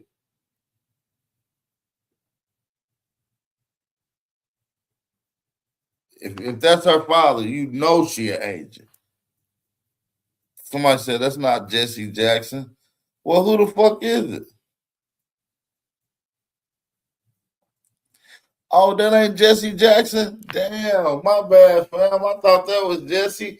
They got a Somalian version of Jesse Jackson, fam? Oh, hell no. Something ain't right, bruh. Oh, hell no. Something ain't right, bruh. Did I just crack the code real quick? Hold on. So her daddy all of a sudden looked like motherfucking Jesse Jackson and shit. Or am I bugging? Hold on. Am I bugging? Y'all let me know if I'm bugging a little bit. Y'all know I'm a little younger than y'all. I'm your favorite nephew. I thought this was Jesse Jackson, fam. Got over here, and she came, and now they're trying to dump it off. So basically, on both ends of the fence, family, it's a wrap for that.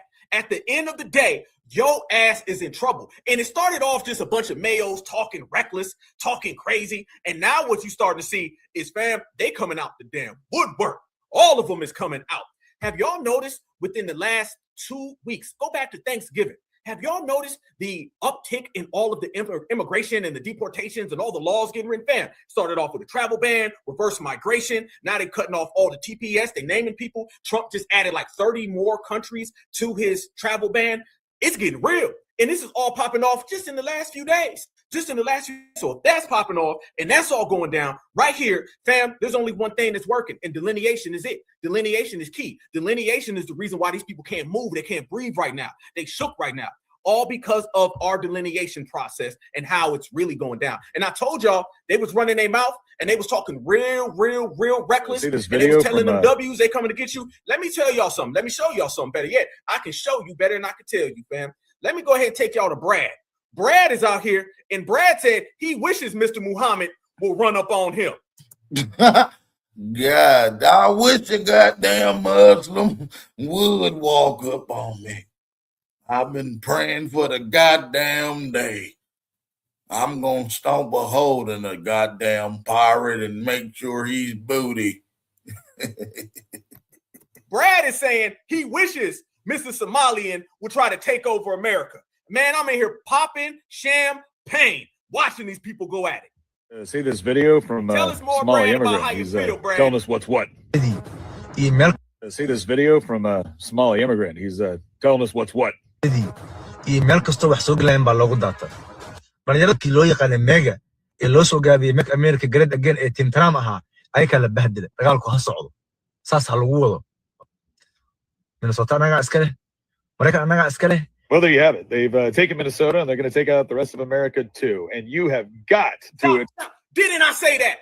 Didn't I say that the white supremacists are using Minnesota as a test run? They're viewing what's happening going on in Minnesota with the Somalians as something they potentially feel is going to take over the whole damn country. We're not going to allow no goddamn pirates to take over this goddamn country. I am an American. Babe, pass me a bush. These rednecks about to crash out over these Somalians. That's exactly how to do it. You got to understand the way that the mind of the supremacists work, y'all. They sitting there in these rural areas all across the Midwest and the South, even on the West Coast, and they sitting there throwing everything at the damn television. They throwing a Taylor Swift CD, every damn thing. And they saying, you won't do to my home state what you did to Minnesota. Minnesota has to get regulated. It just has to. Omar has to go to jail. The Somalians have to get deported in the system of supremacy. And all them damn big foreheads that pop up and say things like, we gonna take over, it's a wrap, y'all gonna have to work for us. You only making these mayos, Mo. Man, fam, right now we got boiling mayos. You got some boiling Miracle Whip. Yeah, you don't want no hot salad dressing, bro. It's about to get nasty. I'm talking about you got boiling salad dressing. You understand me? You got mayonnaise on your elbows past this. You got it up on your nose. Now. That Miracle Whip is boiling on the stove. They ready for all the smoke. We said it just this week, fam. We told everybody when that guy down in Texas said that he wanted to go ahead and make a law that banned all immigration. They're looking at Minnesota and saying, we got to make an example out of them. We got to make an example out of the Somalians. Yeah, Democrats, I thought you said it was going to be a black thing. Now it's a melanated thing. Listen to what Brad says. Brad says, you took over one, but you ain't going to do it everywhere else. And then he started threatening violence. Damn. Minnesota anaga iska leh Mereka annaga iska leh. Well, there you have it. They've taken Minnesota, and they're going to take out the rest of America too. And you have got to admire the confidence, right? That is a lot of bravado, especially when you consider that none of that confidence or bravado helped them to take Somalia. And just a quick tip here, sport: if you don't have what it takes to take out a couple of strung out warlords, you do not want to dabble with rural America, because we got a lot of country boys and veterans that, quite frankly, they've been itching to get back into it. They done fucked up with Bubba now. They done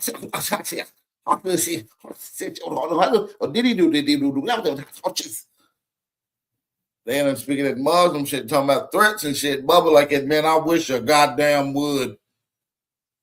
I've been waiting on a damn Muslim Somalian to come over and fuck with us. I got some good old boys. Becca, tell the boys to come on. Get the hound dogs. Throw my goddamn bush in the cooler. You know, they ready to go to war. I got a 5.56 and a damn 357 snug. Long barrel. You do not want to dabble with rural America, because we got a lot of country boys and veterans that, quite frankly, they've been itching to get back into it. Get back in the war. Hey, did he drink his coffee? Did he drink his coffee? Oh, it's about to go down. Fam, 2026 is going to explode on the Tethers. Tether getting just got increased. We done turned the volume up to the max. And every single time, it seems like there's an issue going on in the... We definitely done turned the volume up to the max, though. We definitely done turned the volume up to the max when it comes to Tethers. And now everybody is now starting to really understand our sentiments. Like, truly understand and get our sentiments for what it truly is. So I think a lot of people really just got to understand, stay on code, keep delineating, keep expressing your lineage, because that's very important to talk about who we are. You know what I'm saying? As we delineate it, it makes us express who we are as Aboriginal Indigenous Americans, aka FBA Americans. We're not from Africa. We did not come from Africa. And I want to have another conversation with my family, with the FBA and Aboriginal family, just to prove further that we don't even have African genetics. You see what I'm saying? And that's for my FBA family. I want to have a conversation with them to prove to them that we don't even have African genetics. So that's something that you don't even have to say anymore. You know what I mean? According to some science that you learned back in the day, that is all hogwash. You know what I'm saying? So, you know, if you're delineating, you're delineating. You know what I'm saying? We already a different type of people. We did go to what we call autogenesis. You know what I'm saying? Where we had shit that affect us here on this land. But no, we didn't come from nowhere else. We can endure the same shit without never having to come from nowhere. So I don't know why that story is so promoted as victimhood and shame, is to discredit you, take you away emotionally to the land where you're really connected to, where you don't have no attachment to it. So it doesn't matter to who buys it, who controls it, and if it goes to shit. This has been always the plan. This is why they gave you all these dumbass ideologies like the religions and Pan-Africanism and all this shit. And now we're delineating. These tethers are now crashing out. They don't have a game plan. They've never fought and stood up to a government to fight back. That's why they fled. They only know to leave and to flee. And so now we're not attached to them. Now that we're not helping, now that we're doing our own thing, just spectating and watching, they're flipping like fish out of water, man. They don't got what it takes. They're struggling with it, Bubba. You understand me? They're struggling with it, Bubba. 57. Karen number 57, she says all of the dirt on Omar. So, fam, we already got 2 Karens, 5 Brads, 52 Brussels sprouts, fam. And I think about 28 capsules of fentanyl. It's about to go down. To a different man. She married a man named Elmi, the man who is accused of being her brother.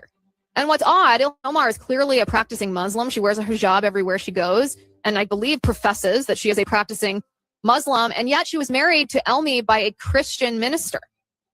which seems odd that a Christian minister would agree to marry two Muslims, but it also seems odd that two Muslims would ask to be married by a Christian minister.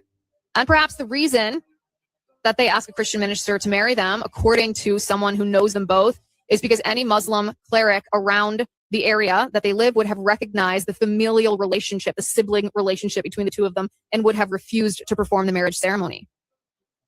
By marrying Elmi, Ilhan Omar secured him residence in the United States, although he did later leave for the United Kingdom. But that's not even the strongest reason. That's not even the primary reason that Ilhan Omar should face denaturalization. The primary reason is her status as a naturalized citizen was, according to some very credible reports, based on a lie. Ilhan Omar. Right, her status was based off a lie, and we're also getting evidence that she actually changed her birthday from 1981 to 1982. So they're literally doing a deep dive in on her whole background, the IRS, the DHS, the Internal Secretary of Defense. Everybody's looking into this. The Somalians is white Americans' biggest eye. His father claimed that he was fleeing Somalia because the communist Marxist regime at the time was after him. But sources tell journalist Ashley Rinsberg that Ilhan Omar's father was actually a member of that violent communist Marxist regime. He worked in propaganda and he was fleeing because the government was being toppled by the people and he was afraid for his life. I told y'all the Mayo ops is getting closer and closer. They digging dirt, fam. Now, all of these people, I don't even know who the hell this is, family. I don't know who the hell this is. Who is this? Taylor Fentanyl? I don't know who this is, man. I don't know this individual. Is this like Rebecca Miracle Whip? I don't know. Man, this is Megan Skelly. This look like that. Like, you ever seen that movie Return of the Martians? And when they peeled the bottom part of her face, she had like a little robot chin and mouth. She had that little bump in hairstyle like this. You got to know what I'm talking about. Return of the Martians or something like that. Martians Attack or something like that. It's an old school movie. Y'all got to know. Listen, Mayo, we don't know. But every single day, there's a new W coming out here, and they got all the tea on Omar. They weren't talking like this a month ago. It sounds like they done put out that bat signal and said, get all the dirt so we can get this woman out of the paint. Well, eventually, Ilhan Omar's father claimed asylum here in the United States, and Ilhan Omar became a naturalized American citizen. But if it was based on a lie, then her citizenship ought to be revoked. Interestingly, this is not just a story that ought to be used politically to torment a member of the opposition. We have laws in our country, laws that should be enforced and followed. Otherwise, it renders our laws completely meaningless. And thankfully, border czar Tom Homan has confirmed that Ilhan Omar is, in fact, under investigation for immigration fraud. Married to a different man. She married a man named... Damn. Now, listen, immigration fraud. Now, listen. So not only are they saying... Now, I want y'all to peep game.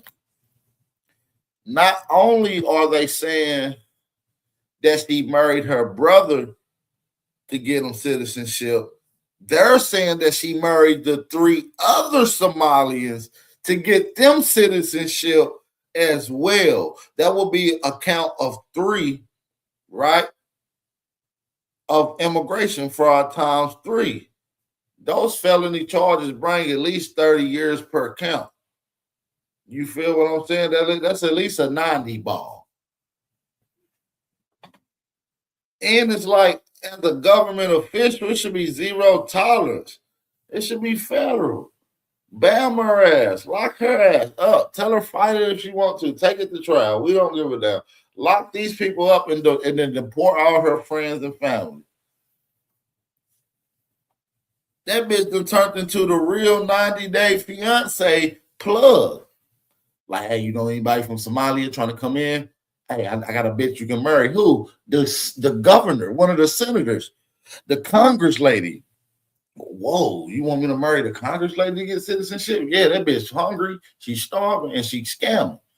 You feel me? So they talking like this behind the scenes. So you got Hismak, he coming in, marrying her. You feel me? You got her brother. Look, even her brother was like, hey, sis, I'm trying to come over. Well, you know what you got to do, bro. What I got to do? You got to marry me. Man, you sick, bitch. You got to do what you got to do, little bro. So if you wanna come over here and get citizenship, you gotta let me hit too. You gotta give me some of that. So we're gonna get married and we're gonna have our honeymoon. See, she old freaky scammer too. She's in the incest. 72% of Somalians are incest, by the way.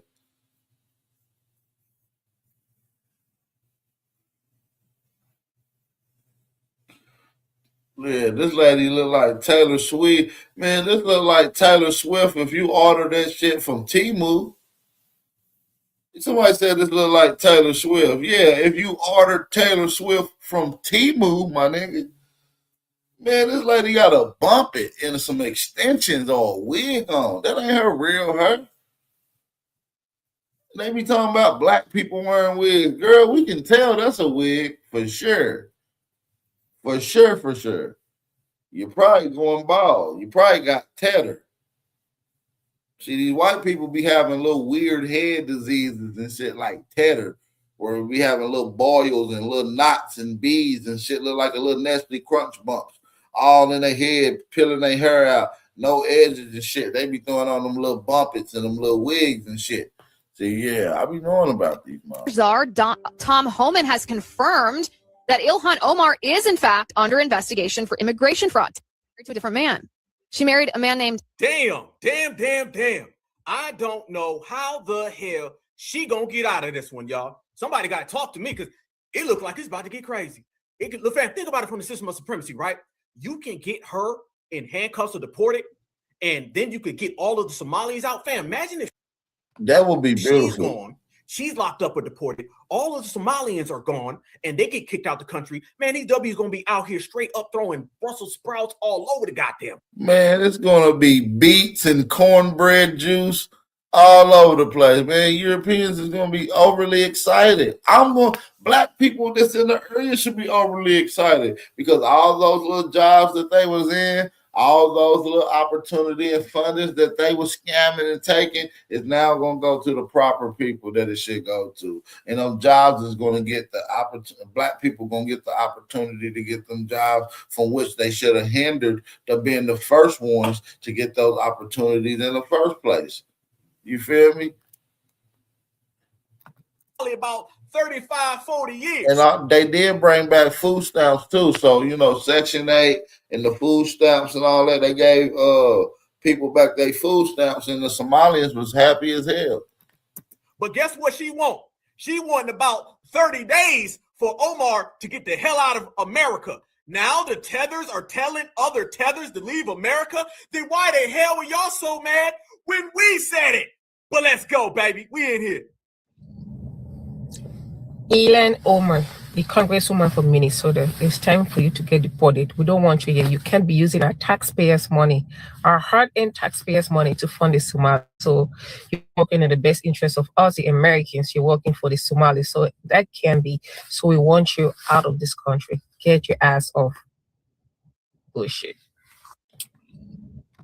Even the Nigerians want the Somalians out. They want to, no nigga, it can only be one tether. It can't be two tethers. And Somalians got the good. We are the best tether. Right, nigga? Oh la la la. We the best tethers. They don't even know what the fuck the tether mean. They just want to stay. Yall Omar, the congresswoman from Minnesota, it's time for you to get deported. We don't want you here. You can't be using our taxpayers' money, our hard-earned taxpayers' money to fund the Somalis. So you're not working in the best interest of us, the Americans. You're working for the Somalis. So that can't be. So we want you out of this country. Get your ass off. Man, this motherfucker look like King Cass. Oh, this motherfucker look like YK a little bit. See, they women be androgynous. See, I'm gonna tell you this, Black Americans got one of the only set of type of women where no matter if you cut their hair, no matter if you just put them in men's clothes, you can still tell that they are female. Africans, they cut their hair, you put them in some nigga clothes, you ain't gonna know if there's Akon, Matumbo, or whoever. You feel what I'm saying? You might think that's Burner Boy with a fade or something. Hold on, Burner Boy, you cut your hair? No, that's a lady. Miss, that's a nigga. Nigga, that's a miss. You understand what I'm saying? So now they be androgynous. They got a bunch of androgynous ass cultures. You feel what I'm saying? For real though, it look like she played for a nigga soccer team. And her name is Alawalawo. And she from Nigeria. And you know what I mean? He a real nigga. That's what it look like. He a real nigga from Nigeria. He known to get it in here, kickboxer. This nigga look like a normal male kickboxer in Nigeria. I don't know what this is. Damn! Isn't it real funny, fam? She sounds xenophobic. She sounds very, very much like a hate group. She talking that cult talk. This don't sound regular to me, y'all. You sound very, very mean. Get out of my country. Why everybody so mad when FBA says that? And we really from the soil. This is really our country. So wait a minute now. In our country, we tell people that they come here, and now the Tethers are saying that? She's trying to talk like us, ain't she? Is she trying to delineate, fam? Sound like she trying to delineate. The Tethers are delineating from other Tethers. You cannot make this up in America. But she ain't the only one. Watch this person right here. This man says they want to dismiss all the Somalians out of the diaspora. They turning on each other real quick. Watch it. We voted Ethiopia, Eritrea, and Somalia out the diaspora. Them people need to go to the east side. I mean, we don't want to Somali to these niggas just barking on Somali. They just switch sides. Put Somali, we don't want the Somali here today. Today we got to go back home to the blue moon on the east side. The Somalis could go. I voted for the Ethiopians to stay. The Ethiopians can stay. Nigga, you going to be going. Nigerian man. You ain't got no right to know. You ain't got no dog in this fight. You musty mouth tether. No offense. You ain't got no dog in this fight. Y'all all gonna be in that same little boat. You gonna be on a big ass cruise ship that says ICE on the side of it, heading back to your homeland, my nigga. Y'all all gonna be in the same boat eventually. Yeah, y'all all gonna be on a big ass boat from Nigeria, Cameroon, Libya, Ghana, all of y'all, Somalia, Ethiopia, all y'all. One big boat that says ICE, a cruise ship too, cruise ship size. And we're gonna name it the Black Star Liner. ICE, right up under it, and headed right back in the name of Marcus Garvey. See, I like this reverse migration thing because y'all got to get the migrate up out of here. Y'all got to go. We're delineating, fam, so ain't even no point for y'all to even be over here. We don't even like y'all no more, for real. Matter of fact, leave, fam. Y'all got to go. See, that's what delineation deal with. Delineation don't mean, yeah, we separating and y'all going to just stay around in our house and I'm just going to stay in the living room and you going to stay in the bed. No, nigga, you get the out. You got to go. Y'all some little dirty scamming. Pack your bags. Get some garbage bags. Y'all got to go. We about to go do something. And y'all got to go. Everybody. Lot the hell. But now listen to these Nigerians talking about, yeah, they don't like Somalians, but when we were saying we don't like y'all and Tethers, oh, you xenophobic, nigga. You the vices, you just hate us, nigga. You just do what the white man says, nigga. You just hate us. You think of the reason that she can hate us. All that lie.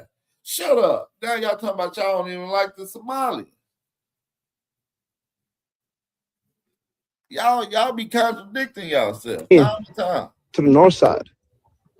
Go join the Arabs. Go join them people in Egypt, since y'all are Arab. Because ask anybody who's really spent some time, a significant amount of time in Africa. The same thing these people been doing Out here in America, they've been doing for years in Africa, and they're still doing till this day. Some people swear they're not black. They say they're not African. They say they're Arab. They say that everything for black. Swear to God, ask anybody in the diaspora from the motherland. Like you will leave your land to come live in a place like Ghana or Nigeria just to go there and act like you're white to the natives. Nigga, that's what y'all do, fool. That's what y'all do too, fool. Yeah, I'm calling for the excommunication of the Ethiopians, Eritreans, and Somalians out of the diaspora. Oh, no. No. Y'all done tethered together. Y'all gonna stay together. No. It don't work that way. Yep, birds of a tether gonna flock together, nigga. You gonna go with them. Ain't gonna be no FBA so mean, FBA so bad. Now that damn block done got hot because Donald Trump is cutting off them damn services and all them damn visas done got revoked. Now it's, I want to excommunicate you. I thought you couldn't do that. Fam, they want to connect us. Now, hold up. Nope, we gonna get back to Mr. Fufu. Mr. Fufu, you gotta wait. I gotta see my fam. Wait a minute now. No, you're not gonna run around here and tell foundational Black Americans that we Africans forever. Black Americans ain't ever been to Africa. Black Americans ain't from Africa. Ain't no African up in here, only foundational Black American. And you want to connect us. Y'all want to break y'all back to connect us to Africa. But now, y'all want to just excommunicate people. Wait a minute now. So you can just kick people off the list. You can just say, you can't be us no more. That's not what y'all been telling us. What y'all been telling us is that no matter what, we got to be African. Y'all have to be African. We look alike. We talk alike. Can't nobody tell the difference between us. And now you see Africans just cutting other Africans and saying, no, I'm excommunicating you. You're disqualified. No. Y'all done tethered together. You've been talking all that African-ish. So y'all gonna have to stay together. Mr. Somalian, Mr. Atrician, Mr. Zumbo, Mumbo, Lumbumbo, all of y'all are one big African family because you wanted it to be that way. You can't just flip now and twist it and be like, no, we're not African no more. Shit. No. Y'all gonna have to stay African and hold them specific nuts. Y'all see what happens when the block get hot for these people? Wouldn't this be the time that Africans should be rising up together and getting on the same page? Shouldn't this be the time that Africans are all on the same page and the same accord? Shouldn't they be fighting the supremacists right now? I'm not seeing that. I'm not seeing that at all. I'm seeing Africans telling Omar, get the hell out of here. The one with the big circumference forehead, she was sitting there saying, well, you're going to have to leave. She was talking like she was a natural American. She was talking about my country, my taxpayer dollars. I don't even think that woman is here legally, to be honest with you. I think she's just trying to blend in. That's really what she was trying to do. She's trying to just make it look like she's some type of damn real American. No, she's not. But y'all see how quick they start talking that talk when the block get hot on them. And fam, they all over TikTok. On TikTok, they got live spaces where they arguing, feuding, fighting, and fussing just because they know that if one tether got to go, all tethers got to go. See, and that's what it's really about, y'all. They don't like the fact. Yeah, they think that they gonna say, oh, no, nigga, it wasn't me, nigga. We liked it, you, nigga. We black, nigga. No, all y'all motherfucking tethers going. Like I said, we delineating. We not rocking with y'all. And y'all can speak for y'all own, but y'all can sort out y'all little tether situation on that boat ride back home. This delineation is really fucking them up, y'all. That's why I say we gotta get on code. Stay on code, family. Stay on code. I like when our family is on code, man. We are some of the most strongest, brilliant, intelligent, powerful people just doing what we doing without bothering, without being deceptive, without being snakish, without being screamish. You understand what I'm saying? So shout out to y'all, man. I really do appreciate that. Shout out to the real ones. Also, family, if you ain't had a chance to hit that like button, hit that like button. Help me stay in the algorithm. Put us in the algorithm. Share this live stream on all your social media outlets. And we're going to keep this thing rocking, man. We're going to keep this thing going. From one community is going to get deported. That's going to lead to all of them. This is what we call tether-getting. See, it don't come in just ones and twos, man. It come in 3, 4s, and 5s. You're going to start seeing blocks of these people getting kicked out of the United States of America. That's what's got them scared. A Nigerian is saying if they can do that to the Somalian, boom. Matter of fact, Damn, Black Alpha, you made a great point. Well, what is that point, my brother? Let me tell you what the point is. They told us that we were next. Oh, you guys gonna be next now. Ooh, what they do to this black person, they're gonna do this black person, they're gonna do it all. Remember they kept telling us that? Y'all remember that, right? They've been running their damn ass mouths. They're talking through their tether teeth for quite some time, trying to tell Black Americans that it was gonna happen to us next. Y'all see now the reality is they seeing it's gonna happen to them. Y'all see how now it's very specific? Yep. It ain't never Black Americans because it was never Black Americans because Black Americans are the only real Americans. And I'm talking about Mr. Mayo included. We the only ones. So do y'all see now that the Kenyan is saying that he's next and the Ethiopian and he's next? Remember, the Somalians were watching all of that go down with the Nigerians and they didn't say nothing. So now each group specifically is realizing they're next on the chopping block. So all that Black Americans is next was bull-ish, and all that them next is the real-ish, and it's got them spooked. So spooked, fam, that they out here fighting left and right on TikTok. I see you in the chat. Yep. Tell them to get to stepping. Watch this, family. Let alone the capacity to respect your host. You just let us live and just worry about yourself and your African community that we're not a part of. Okay, drop them. Drop. Don't come on our platform and tell us to worry about ourselves. Drop. I think the lady from Somalia is highly uneducated about the history. That's why she's. And you think you're educated. Educate each other. That's how I look at it. Bro, I'm sorry, but West Africans are the money. You better control your mouth. No, let's talk about West Africans when your house and your father grape you and you think you guys are so dumb. Listen to them. Bam. These are a bunch of Africans. Ain't a foundational Black American in there. Shout out to the foundational Black Americans who is listening. Yeah. You see what happens, fam? Typically, they in our little spaces listening to what we talking about. You see what happens when you listen to them? You hear the feuding and the fighting and the fussing. You said this. Oh, you did. You lied. No, that foo-foo is mine. I make better jollof. I am really the black one. You're the melanated. You're the Arab. Listen to all of this, fam. Somalians and African people, it's going down. Watch. I'm not gonna talk about West Africans when your father, your uncle, and your brother open your legs and you think it's normal. Let's love one another at the end of the day. Yeah. Hold on, let me say something. I gave it. Someone said, drop the Somalia bedbugs. I'm sorry, but you guys is. Wait, this person said, you gotta open your legs for your father or your brother and you think it's normal? Fam, are they going there? Are they getting that dirty with it, fam? Oh, they done took it to a whole nother level. Did they just say that? Did we hear that? Oh, I'm loving this. I told y'all, don't tell the crime. Oh my goodness. Fufu, and the sauce thing looks like shit. Wallah, you guys drop your injera ass. Fufu jokes. They doing fufu jokes, fam.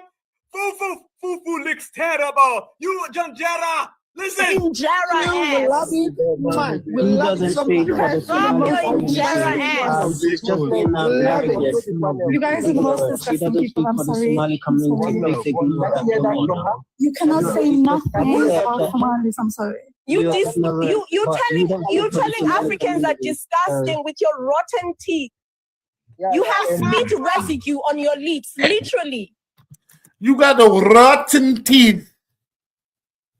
And you smell like spearmint gum.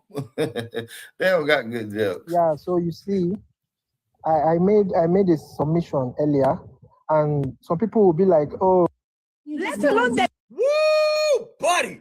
I'll be damned it's going down out here in the world. You see the tether on tether crime that they told us didn't exist. I thought the diaspora was just a bunch of people who all got along. Now you seeing that was all cap, y'all. They don't really get along too much. Damn, FBA was right about that as well. Oh, they're xenophobic towards each other. Damn, we right again. I mean, how right we gonna be, man? It can't get no righter.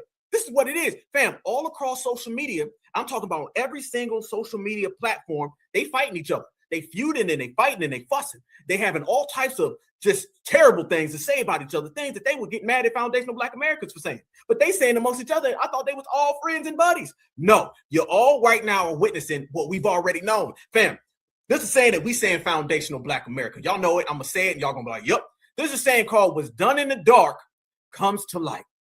And everything that they've been doing over there in Africa, we've been exposing. What I said, fam, what Africans will not talk about Africa, Black Americans will. because I'm not going to have my brothers or sisters thinking there's some type of damn utopia and going over there and getting caught up. It's our job and our duty to put all that on the front line. Remember, they lie on us. We tell the truth about them.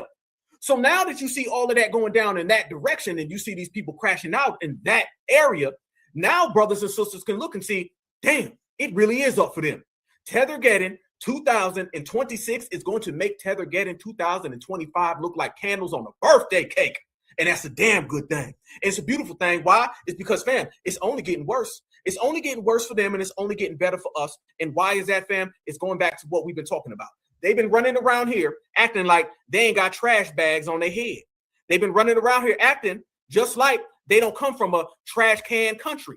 They've been running around here talking about foundational Black American history, and it looked like they about to be history in America. Yep. What history they going to be? They're going to be the people who got deported the fastest and the quickest, and all of that anti-FBA rhetoric done bit them in the ass.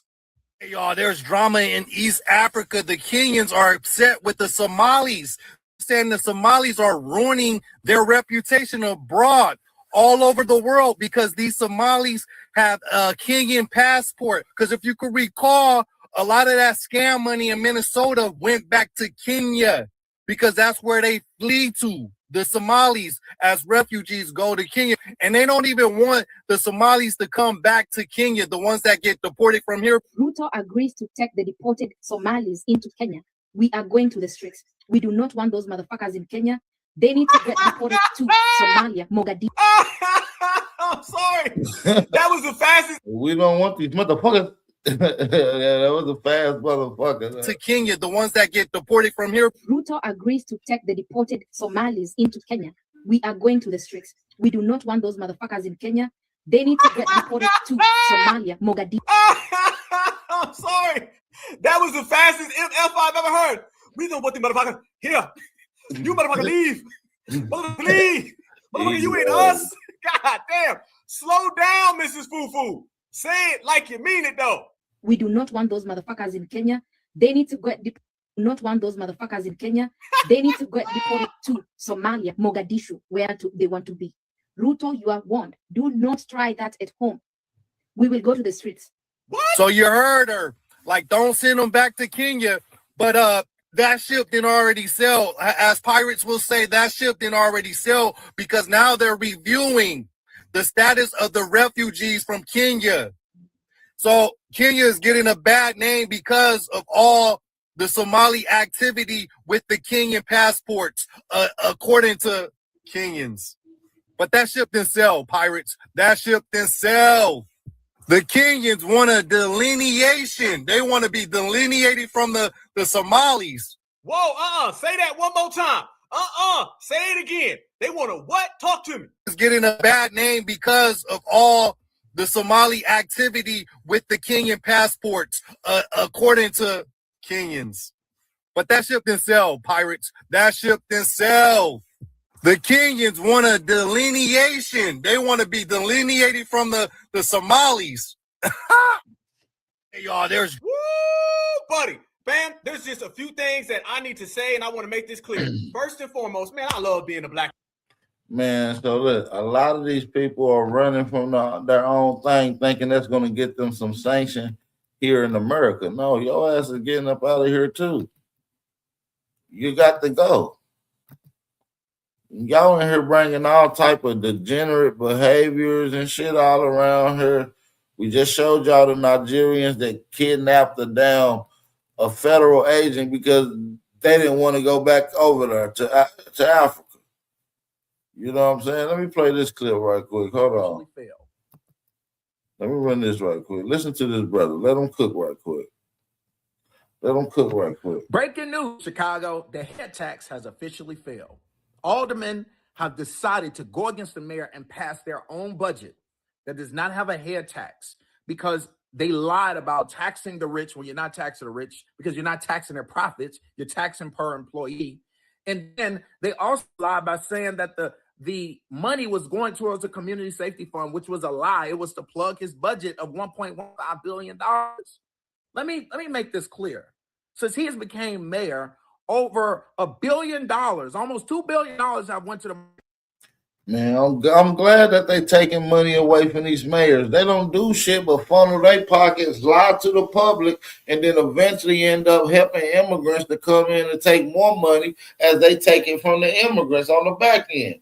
So, man, no, it's just a whole pyramid scheme with politicians at this particular point. You understand me? Yeah, take away they bitch ass funding. Nobody give a damn. Nobody give a damn. The money was going towards a community safety fund, which was a lie. It was to plug his budget of $1.15 billion. Let me make this clear. Since he has became mayor, over $1 billion, almost $2 billion have went to the migrants under his leadership. And $95 billion of our COVID dollars went to the migrants as well. And so if we needed to plug $100 million, which he said this community safety tax would be for $100 million, well, we could have had that $100 million of COVID funds that you handed over to the migrants. We could have had the money that we wasted when you were trying to build the migrant tent camps in our neighborhood. You wasted millions of dollars and they never happened. We got to understand that these folks are being corrupt for their agenda, but they are coming in front of us to try to lie to us and act like they're for us. Are paying him and his real boss is Stacey Davis Gates, the head of the teachers union for the Chicago Public Schools, but she live in Indiana and her kids go to private schools. Make that make sense. But anyway, Brandon Johnson and Stacey Davis Gates are connecting with these other organizations to try to pay them, podcasters and blogs, to try to control a perception and lie about the folks who are actually telling the truth, like me or aldermen. You mean to tell me that out of 50 aldermen, the vast majority of all aldermen say that the mayor is a liar? Let's be for right. 50% of people can't just real. be His making own it up a people lie. that supports him came out and said, you're lying. This is not about taxing the rich, and this is not about community safety, because this is not going towards community safety. This is going towards plugging your budget. So I need everybody out there that have watched the corruption for all of these years, stop playing into politics by believing people who know nothing about politics. That's the facts. It's a lot of people putting their faith in these politicians. But I want y'all to listen to this brother and what he had to say about these Somalian immigrants in Minnesota. We're a little baby in a high chair, little infant in a high chair, and the establishment is mama. Let's be honest, okay? The establishment is a feminist-driven political culture. We'll call her mama, for lack of a better term. And she's sitting there with that baby food. This is a great example. Oh, they're sitting there at brunch, and they got this beautiful spread. You know, they got the great pastries and all of the various meats and the pancakes and the fruit and the fresh veggies and the whole spread. It's just beautiful. You know, they got the garnishes and the decorations, all the accoutrements, as the French would say. And here you are with a little jar of baby food, you, the American people. Here you are with a little jar of baby food, and mama's sitting there stuffing her face with bacon, and she's got the little baby spoon, and she's trying to convince you that this baby goo food is like, it's gourmet. It's, open up. It's so good. Oh, it's so scrumptious. Say, she's got all of the sound effects to make it seem like it's great. It's terrible. It's terrible. But, I mean, you're a child. You're an infant. What can you do? What can you say? And as soon as you go to reach that hand off that high chair and grab some of that bacon, you're getting a swift smack on that hand, aren't you? And that's you. That's us. That's the American people. As soon as we say, you know what? I think President Trump sounds a little more honest than all these other puppets. I think President Trump, flaws and all, is a little... Man, Trump only reflects the sentiments of Americans. And he try to pull from the grassroots. Even though he's not grassroots, he try to utter the sentiments. We the grassroots. So what we say goes, in other words. People don't understand this, man. Shout out to my FBA family, my Aboriginal Indigenous family. Y'all already know the vibes. Drop a fire emoji if y'all in the building with me. I need y'all to turn me up one time. Closer to the average American citizen than, let's say, the Hillary Clintons with the bug-eyed elitism just, popping out of her gills. You know, and then it's going to be like the unbelievable Jasmine Crockett, and every time she goes to do some exaggerant head motion to drive her point home, or her weave almost falls off. It's just, it's you know, and we accept that, and it's on both sides of the aisle. Michelle Tafoya is a great example. I mean, what more do you even need to hear? If Minnesota Republicans put up Michelle Tafoya after she made a pitch for President Trump not to run again in 2024, when this nation was on the brink of complete and utter destruction, it says everything you need to know about why Minnesota is the way it is. Why it's so difficult for me to try and change this great state. 32nd State of the Union. The reason why it's so hard to change this great state isn't just because Democrats have brainwashed the metropolitan area. That's part of it. We have soft-bellied Republicans that can't even say with a full throat the elections are not secure. Let me say it here on the record. Minnesota elections are not secure. American elections are not secure. Minnesota elections aren't secure. American elections aren't secure. Mike Lindell gets that. Mike Lindell understands it. He's willing to say it. And because he's willing to say it, the establishment Republicans right here in Minnesota will use it as a dig on his candidacy. And in doing so, they will have revealed themselves for the status quo shills that they really are. Watch for them. And it's the Dustin Grages, and it's the Michael Broadcorps, and it'll be these other governor candidates, Kendall Qualls, who Michelle Tafoya worked on his campaign for a moment, as it said there in the video. Birds of a feather flock together. These people believe our elections are secure, and that's a non-starter. Now,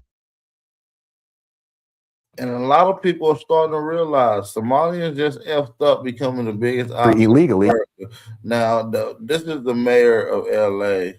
She kind of talks about immigration. You know, they was pushing that fake narrative that Black Americans were also being deported as well. You run that risk. Not deported. But you know that there's no evidence of any American citizens that have been deported. And if you're in this country, illegally, you run that risk. Not deported, but detained. Right. Why should a U.S. citizen even be detained? There was a young woman, a student, who came in and provided testimony today. She was detained for 3 days because basically she was a victim of one of those sweeps where they would roll up a car, would roll up, jump out of the car and detain someone. But if you're in this country illegally, you legally don't have a right to be here. Right. And the federal government has the right to kick you out, right? This is true. So she tried to lie and fearmonger that American citizens were being deported by ICE. And when the host promptly fact-checked her laughably false claim, she pivoted. Yeah, so we heard it. But yeah, man, we obviously see that they be lying about this shit. They got like some weird fetish about us being deported, which I don't understand where that comes from. They got some weird little fetish about us being deported. I don't know exactly where that really even come from. You feel what I'm saying? We got a lot to get into, though. We got a lot to get into. Shout out to everybody that's in the building. Hit that like button, thumb up the video, support the channel. Let's get into it. We got a lot to get into. I need y'all to hit that like button, thumb up the video, support the channel. If y'all in the building with me, drop a fire emoji in the building. Let's go.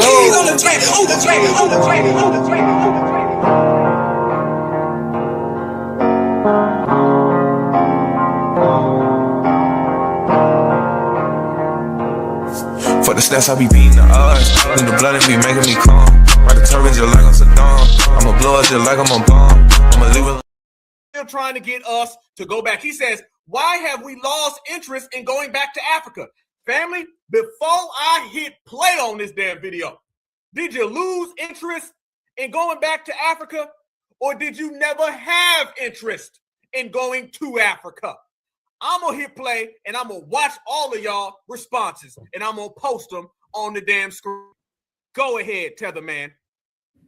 Okay, what I want to say, y'all, is that the thing with like the Black people, it seems, is that because of the rap culture and the flashiness of like being wealthy and getting rich through the rap game, and just the comfort of modern American life. A lot of people have lost interest in going back to Africa because of the discomfort that they see in society and the social strife and the problems. A lot of people would rather go to Jamaica or Puerto Rico or Dominican Republic for vacation or have a house there rather than Africa. But, you know, I think if a lot of Black people could apply themselves to the proper fields of education and take the knowledge back to Africa to run for political positions in Africa, like economics and management of jobs and things like that, if we could take that knowledge back to Africa and we can actually build up Africa and make it a better place than it is right now. But it seems like a lot of people aren't interested in going there because they see an insurmountable problem or a problem that they can't overcome. But if we can apply ourselves to the correct fields by learning precisely what we need to build up the country and taking the knowledge back to Africa, we can make it a much better place. Whether you're African or you're Black American, if you really love Africa, we should be focusing on building up Africa so that we don't have to be trapped in America, but that we can go back to Africa and make it a more prosperous place. Stop. Boy, all you can say, we go back to Africa, we go back to Africa, we go back to Africa. Man, he said a bunch of mush mouth ass, you fat snuckleupicus, fat nose ass African. Man, he sound like he wasn't saying shit to me. He sounded like he had a bunch of peanut butter in his goddamn mouth. And we can actually build up Africa and make it a better place than it is right now. But it just seems like a lot of people aren't interested in going there because they see an insurmountable problem or a problem that they can't overcome. But if we can apply ourselves to the correct fields by learning precisely what we need to build up the country and taking the knowledge back to Africa, we can make it a much better place. Whether you're African or you're Black American, if you really love Africa, we should be focusing on building up Africa so that we don't have to be trapped in America, but that we can go back to Africa and make it a more prosperous place. Stop. Boy, all you can say, we go back to Africa, we go back to Africa, we go back to Africa. We ain't never been to no damn Africa. You need to go ahead and stop the back, okay? This whole go back to a place you ain't never been to is an oxymoron. Just like saying you got hair. It's an oxymoron. You see my brothers and sisters in the chat. They ain't talking about going back to a place they ain't never been. They know goddamn well we right here 10 toes down, lower to the soil, getting it in. And you can go wherever. And by the way, you are African. So you better stop putting all that back to Africa stuff on us, because I can tell you African from a mile away, homeboy. All right? So you better talk that back stuff when you talking about your homeland, because all that back to Africa stuff is over. And by the way, y'all, this man blames hip-hop. He thinks it's because of hip-hop music why we ain't going to Africa. So you don't want to you don't want to go back to Africa because of hip-hop. Hip-hop is destroys your mind to go back to Nigeria, to go back to the culture, to listen to the rhythm and drums of the actual spirit. You want to do a nigga shit. Talk about drugs and baby mama drama and hip-hop. Shut up. And I'm here to tell y'all, it ain't got nothing to do with hip-hop, jazz, country, gospel. It got everything to do with I ain't no damn African. Simple as that. Okay, what I want to say to y'all about Africa, concerning Africa, for people of African descent, whether you were born in Africa or not, or your ancestors are from there, or whether you're first generation American, first generation Canadian, or first generation British, what y'all got on saying is that Africa is our home, so we have the right to speak on it and speak on our heritage. Like, as much as Africa has problems that he rap like he talk like a nigga got a gun to his head and he nervous. It's like man, y'all want to go back to Africa? It's like, nigga, spit it out. You nervous, babbling tether. You're struggling with it. Africa or not, or your ancestors are from there, or whether you're first generation American, first generation Canadian, or first generation British, what y'all got on saying is that Africa is our home, so we have the right to speak on it and speak on our heritage. Like, as much as Africa has problems that we have not yet solved all of its problems, like, you don't have the right to tell us how to govern our continent, and we have the right to be proud of our heritage and to be proud of our continent. Even if we have not advanced much from the way our ancestors lived through our history, Africa is still our home. So let Africans speak. Whose ancestors? Whose ancestors? Right. It ain't yours, Bishop Tudu. It ain't yours, Bishop Tudu. Talking about ancestors. Man, if you don't shut that mumbling, babbling ass up, that's mumble talk. You must be from the same place Matumbo from. Matumbo speak mumbo. You're mumbling. See, you didn't know they had a mumbling language. You keep throwing that in there. And some of the people in Africa, they want to go back.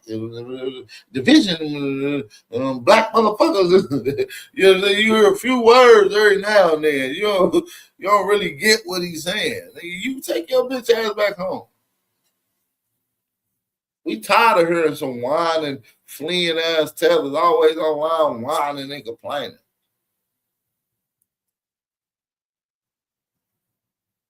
We tired of it. Now my ancestors is right there in Honey Pass, South Carolina, right there in Springfield, Kentucky, and right there in Gulfport, Mississippi. Not no damn Mutombo. Speak on Africa and not the United Nations or not Donald Trump. As much as it's not perfect, people are enjoying themselves in a way that Americans are not, because America, now that we're adults in high school, is long over, and that social interaction from youth being very young is now over. People realize that all they're going to be doing for the rest of their lives is paying for a house and a car. All your life goes to paying for a house and a car. You're ruled by your mortgage and you're ruled by your car note for the rest of your life. You're ruled by your health care for the rest of your life. Man, why you keep saying bio?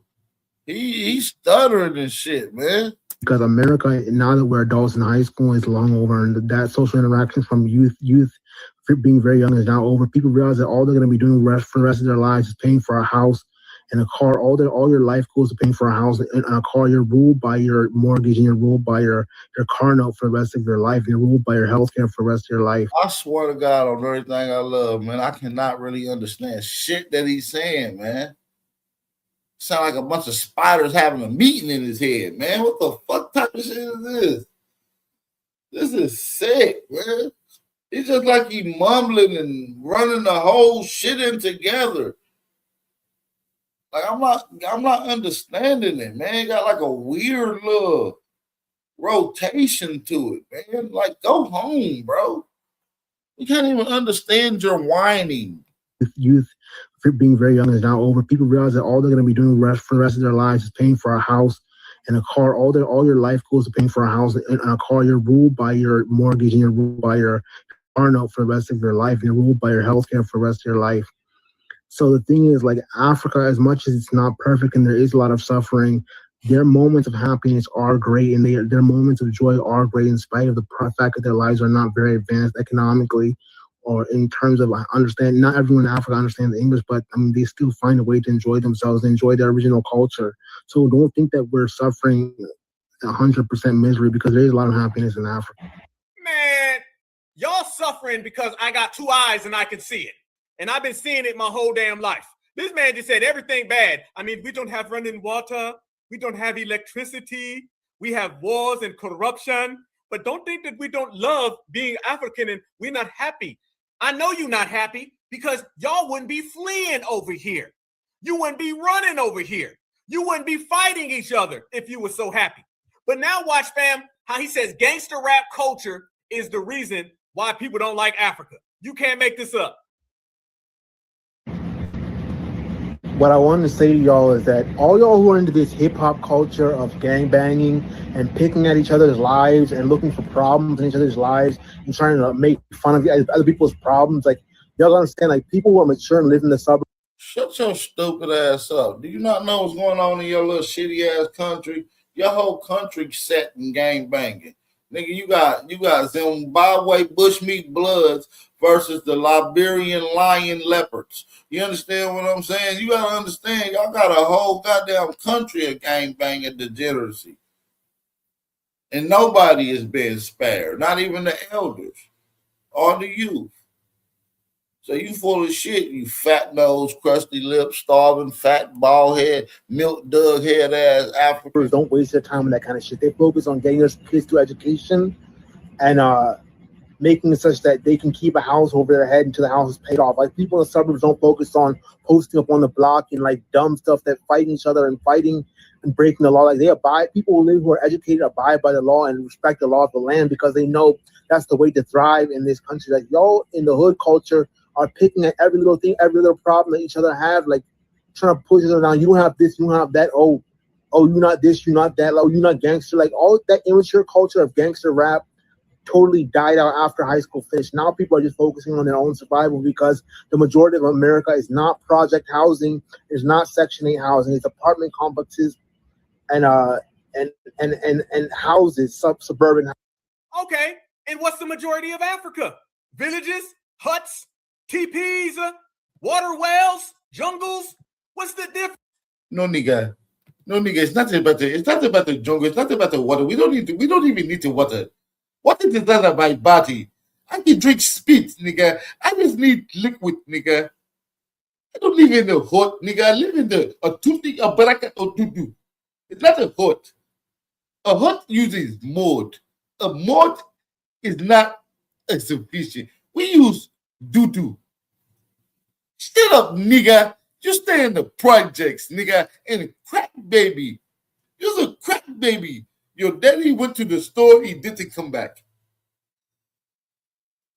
Your daddy went to the store, he said he was going to go get the milk. He never come back, nigga. Don't you talk about my homeland, nigga. They be mad as hell. Boy, your ass is you live a bold bushmeat life, man.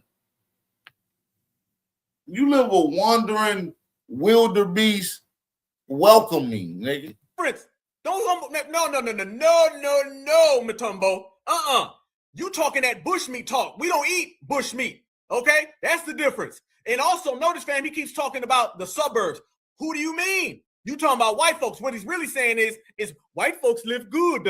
Black folks live bad. This ain't nothing. They say Africa got no water. Water. They say Africa got no water. I'm not about to play with y'all. Only your typical African who loves them folks and hates himself. That's all it is. He's proven every point we ever made. Houses. But the thing is, the real rap culture was left in the project housing because that's where the people who were considered to be less worthy were kept and trapped into servitude of living in those regions of the country where there's Section 8 and project housing. But the real America is apartment complexes and the suburbs. That's what it really is all about. So okay, so what you really said, boy, you think he's slick, don't he? The real America is the suburbs. Notice y'all that he's saying the real America is where the white folks that he believes are, okay? And like the real America, nigga, is the suburbs. You nigga is not even in the hood, nigga. You're not even in the hood, nigga. Let's see what she got to say. Shout out to everybody that's in the building. Now look at Ilhan Omar. Golly. That's why she got that rap on. She take a shower with that rap on. She got a shower rap that she'll switch into. She don't even look in the mirror without that motherfucker thing. That hairline is hideous. Might I add? No, that thing done, though. I ain't gonna lie to you. That thing is done, bro. Indigenous to where y'all don't build nothing. You're indigenous to your ass is stuck in the bushes, and that's the thing for you. But if you notice right now, fam, with all that babble, ain't nobody on it no more. Ain't nobody on it. Even aunties are coming out here, and they tired of it because it seems like everybody's got tether fatigue, and they done pissed off all the aunties out here. Black Americans speak, and Tethers better listen. Watch her cook these Tethers.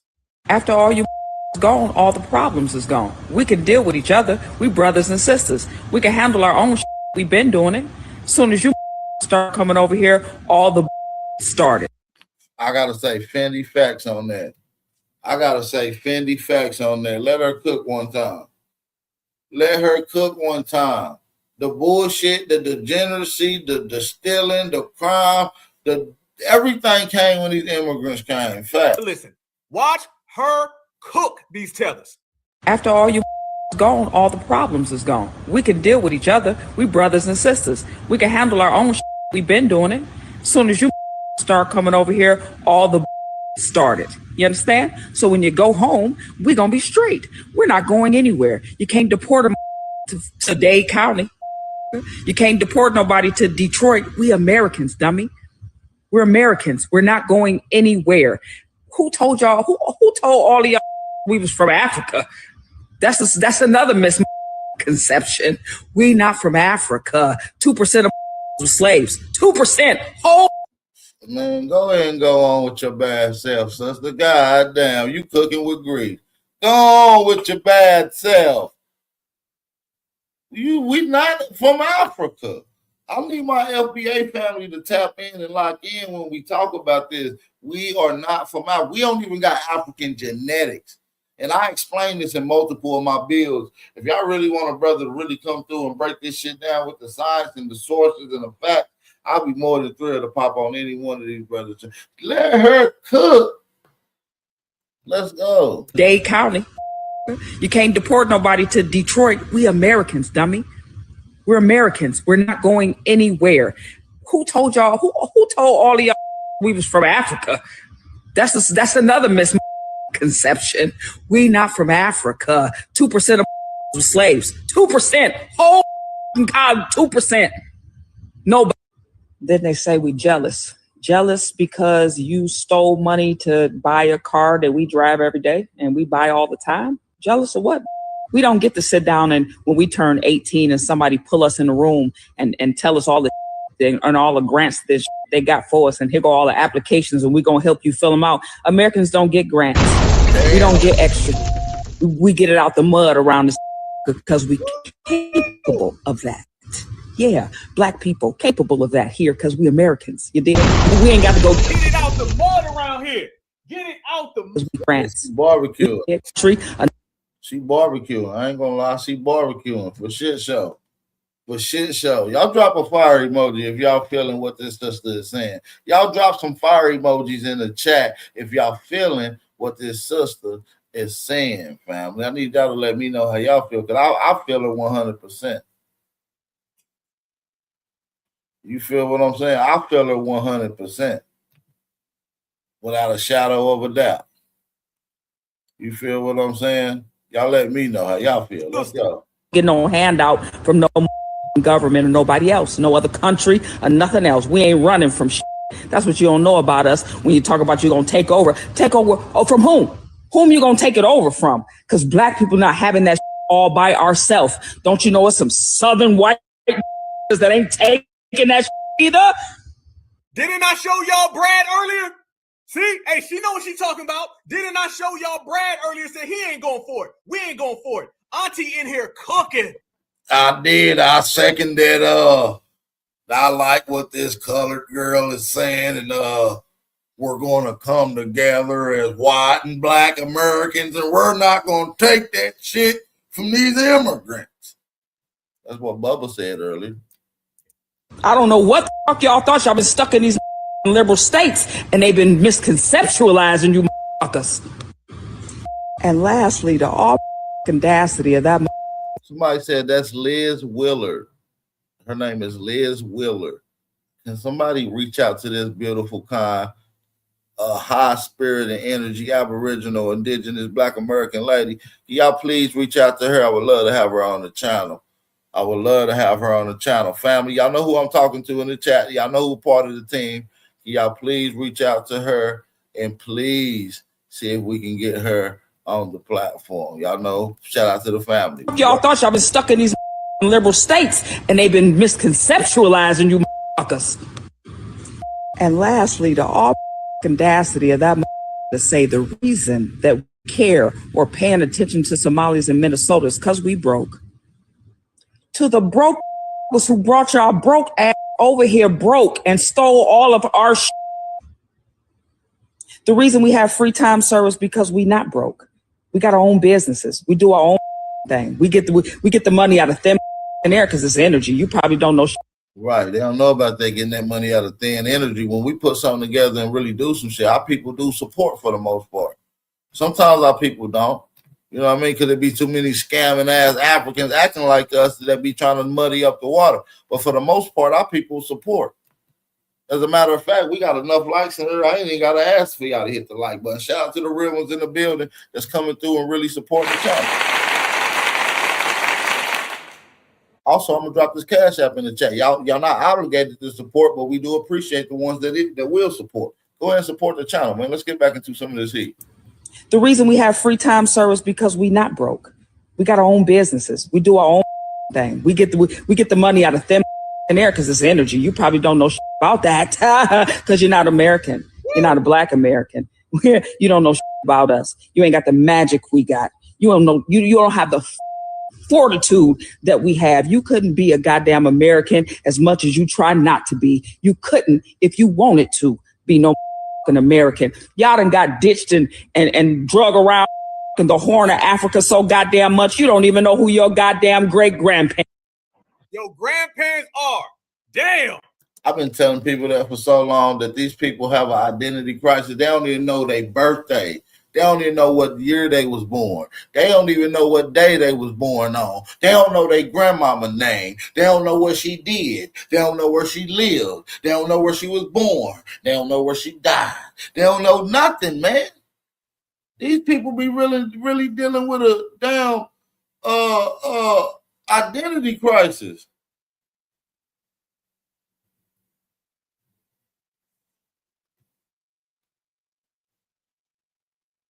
We gotta really understand that, man. Okay, I appreciate that. Yeah, I was over there on the West Coast Brother channel. Shout out to the Viral Way. You know, I'm gonna represent for the squad all day, standing 10 toes on code and ain't tolerating no disrespect from no immigrants, man. Y'all know we stand on that anywhere, all day, offline, online. Y'all know my slogan. I'm the same nigga in real life that I am on the internet. Y'all already know, man. Fortitude that we have. You couldn't be a goddamn American as much as you try not to be. You couldn't if you wanted to be no an American. Y'all done got ditched and drug around in the Horn of Africa so goddamn much you don't even know who your goddamn great grandparents. Your grandparents are. Damn. Damn. Damn. I love being a foundational Black American. Let this brother say something. What's on your mind, bro? Hey, man, I was wondering what the is going on with these tethers. I don't know, brother. I've been asking the same goddamn question. I don't know what's wrong with them. I'm pretty sure it's something dealing with them mentally. But, big bro, what do you think was wrong with them? These goddamn Somalians is talking about that the Bible said that Chicago, I think they said Georgia and Minnesota is their promised land. That was over 3,000 years ago. I did hear that too. What you feel about that, big bro? These people are delusional and need some serious help, man. This is why delineation is definitely a must, and I'm glad we are delineating from these. Delineation is most definitely a must. You understand me? It's like the smell between these tethered toes. It's like the smell up under that wrap of Ilhan Omar when she's scamming at night. Nigga, it is a must that we delineate. You understand what I'm saying? It is a must. It is the smell up under the musty Hispanics armpits. It is a must that we delineate, fam. Delineation is definitely a must, and I'm glad we are delineating from these people. These people is desperate. They scammers. They all of the above, man. Yeah, these people is weird. FBAs, y'all know what to do, man. You heard? Y'all definitely know what to do with these tethers. And I'm out this. After all. There they go. There they go. There they go. Got to love it. Got to love it. You gotta love it. Notice the difference, fam. Brothers and sisters, we controlling it right now. No matter what they say, no matter what they do, all of that stuff is played out with them trying to get us on board with somebody else. We are all on delineation time. You talking about the aunties and the uncles out there roasting. And you got to have a lot of love for our sisters. One thing about my foundational Black American sisters, they will roast you and raise their voice, and then the next minute, they'll be nice and calm. She'll be like, yo, mother, tether ass, you don't know nothing. And then the next thing, she'll be like, because what y'all don't understand is, baby, is that you ain't us and we'll never be y'all. And then it go down, and then it go right back up. So the temperature gets very, very hot in the streets for everybody. You know, when the FBA goes up and goes down, your ass got to bow down. And that's the main thing. And notice what the brother said, fam. Do y'all know they started to add more places now to the list? Shout out to all my certified sisters. I see y'all. Shout out to you. Yes, indeed. But y'all know now, they not just saying that it's Minneapolis that they was promised in 3,000 years ago and it was all for that. No. No way. What land else did they say? Man, they done added my hood to it.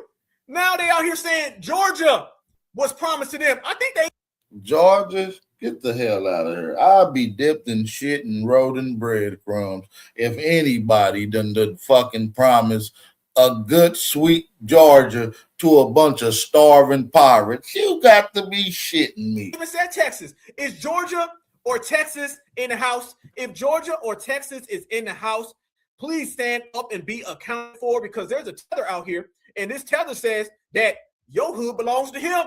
He said he coming for everything that you owe him. He said it's his.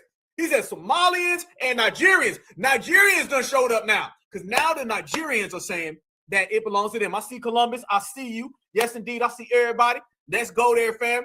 Shout out to Texas. Shout out to Georgia, fam. Let me tell you, it's not just the Somalians that say that Minnesota is theirs. Now they're starting to say that Georgia is for the Nigerians. Yes, indeed. GA, Texas. I see all of y'all. Yes, indeed. Shout out to the team. Watch this, Tether Man. He says it's also promised to Nigerians. So, fam, next week, people going to show up from Zimbabwe, and they're going to say St. Louis is theirs. And then somebody going to show up from the Ivory Coast, and they're going to say Memphis belongs to them. You might even have somebody show up all the way from South Africa, and they're going to say, I think I want Newark, New Jersey. Every day, there's going to be a new tether saying that they were prophesized our country. Actually, as a religious scholar, so in Genesis, they said, Man, this nigga over there whispering in his closet with that blockhead. Our country. Actually, as a religious scholar, so in Genesis, they said Minnesota is the promised land of the Somalis. They also said that Houston was the promised land for Nigerians, as well as Atlanta. So it was promised to us about 3,000 years ago. So we have a right to these places. This is our sacred land. What? And I just feel like, we have a right to our own, our home. This is our place, our sacred land. So, yeah. Hell no. Hell no. You ain't getting St. Louis. I'm going to tell you that today.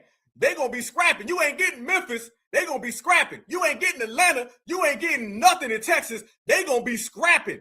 Now these people are trying to say that it's their sacred land. Now they're saying it's not just something that was prophesied thousands of years ago for them.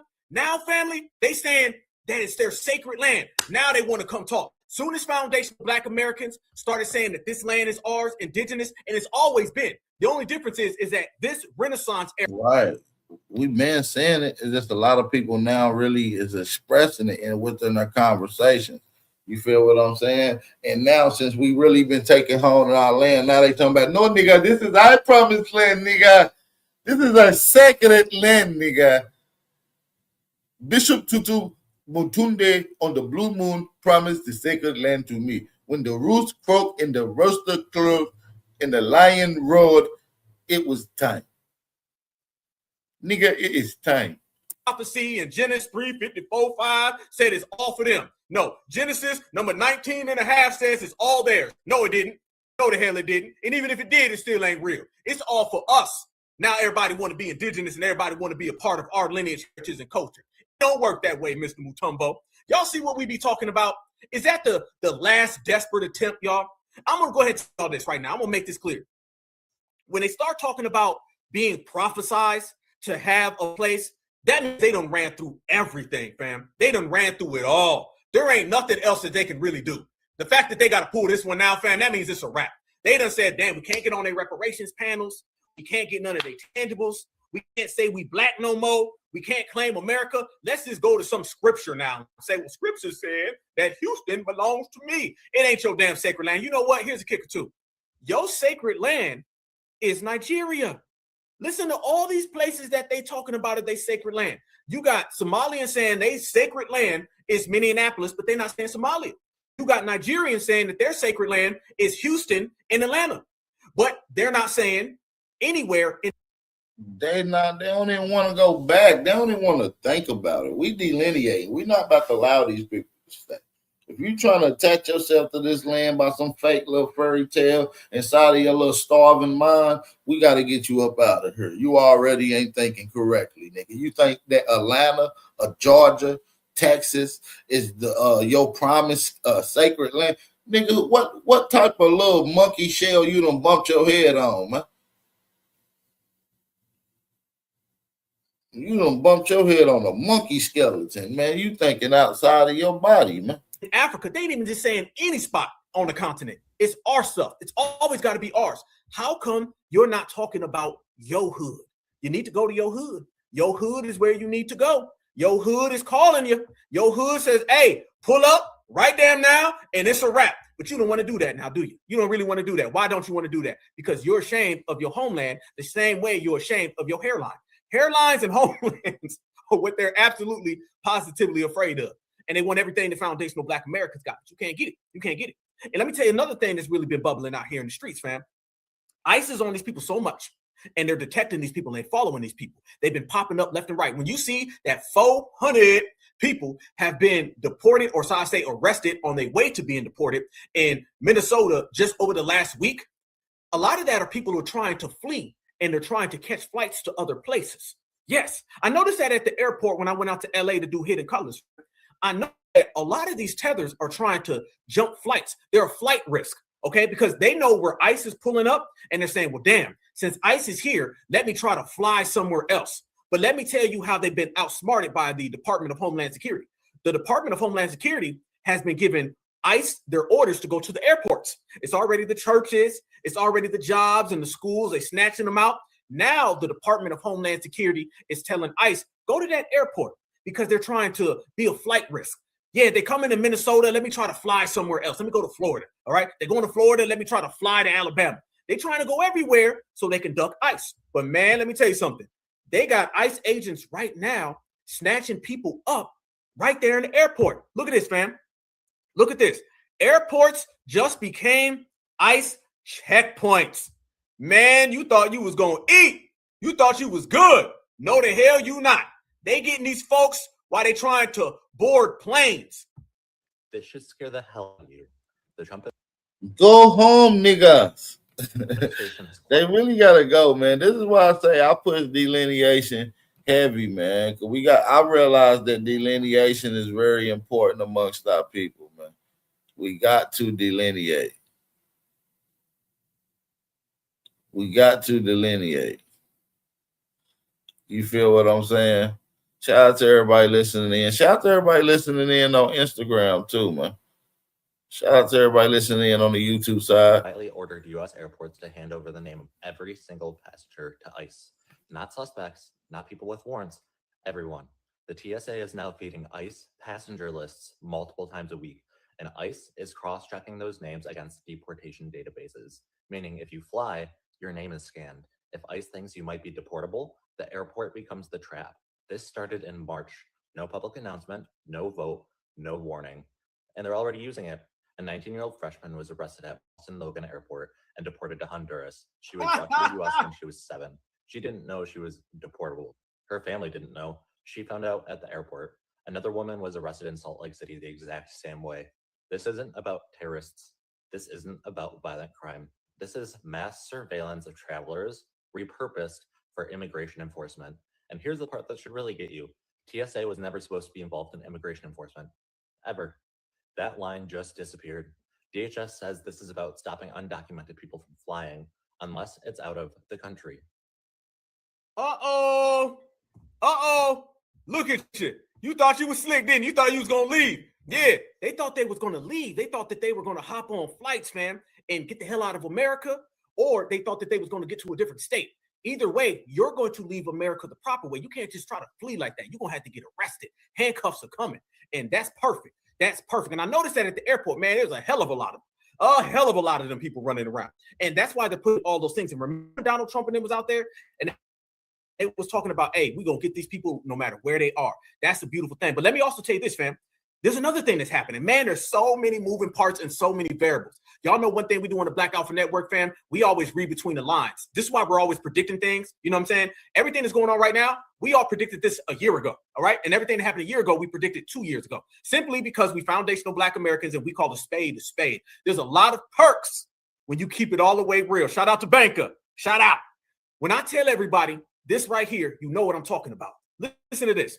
It's being reported right now that about 1,000 illegals in 48 hours, they're asking for food from, NGOs in Louisiana while they're trying to hide in place. They're trying to hide in place right now, fam. You understand what I'm saying? They're scared to come outside. They're spooked, y'all. So not only are they spooked trying to hop flights so they can go to different places and they're getting snatched up, they're also trying to hide in place so they can get some food because they scared to go outside because ICE got these people done for. Michael Myers and Freddy Krueger done showed up in the damn ICE uniform. Watch this right here. I don't think many people understand the severity of what's going on in Louisiana right now. So many people are continuing to shelter in place since Operation Catahoula Crunch began. One of the organizations here told me that in just 2 days, the last 2 days, more than 800 people have requested food assistance. This is just in the last 2 days. This operation has been going on for about a week. Many people, possibly thousands of people, are running out of food. They're running out of formula for their babies. And eventually, the people that are avoiding even going out to work are not going to be able to pay their rent or their bills. This morning, there was a press conference. Religious leaders and other community leaders got together and spoke about the needs of the community right now. And they're also demanding that this collaboration between the state and Border Patrol and between federal immigration agencies in general just stops.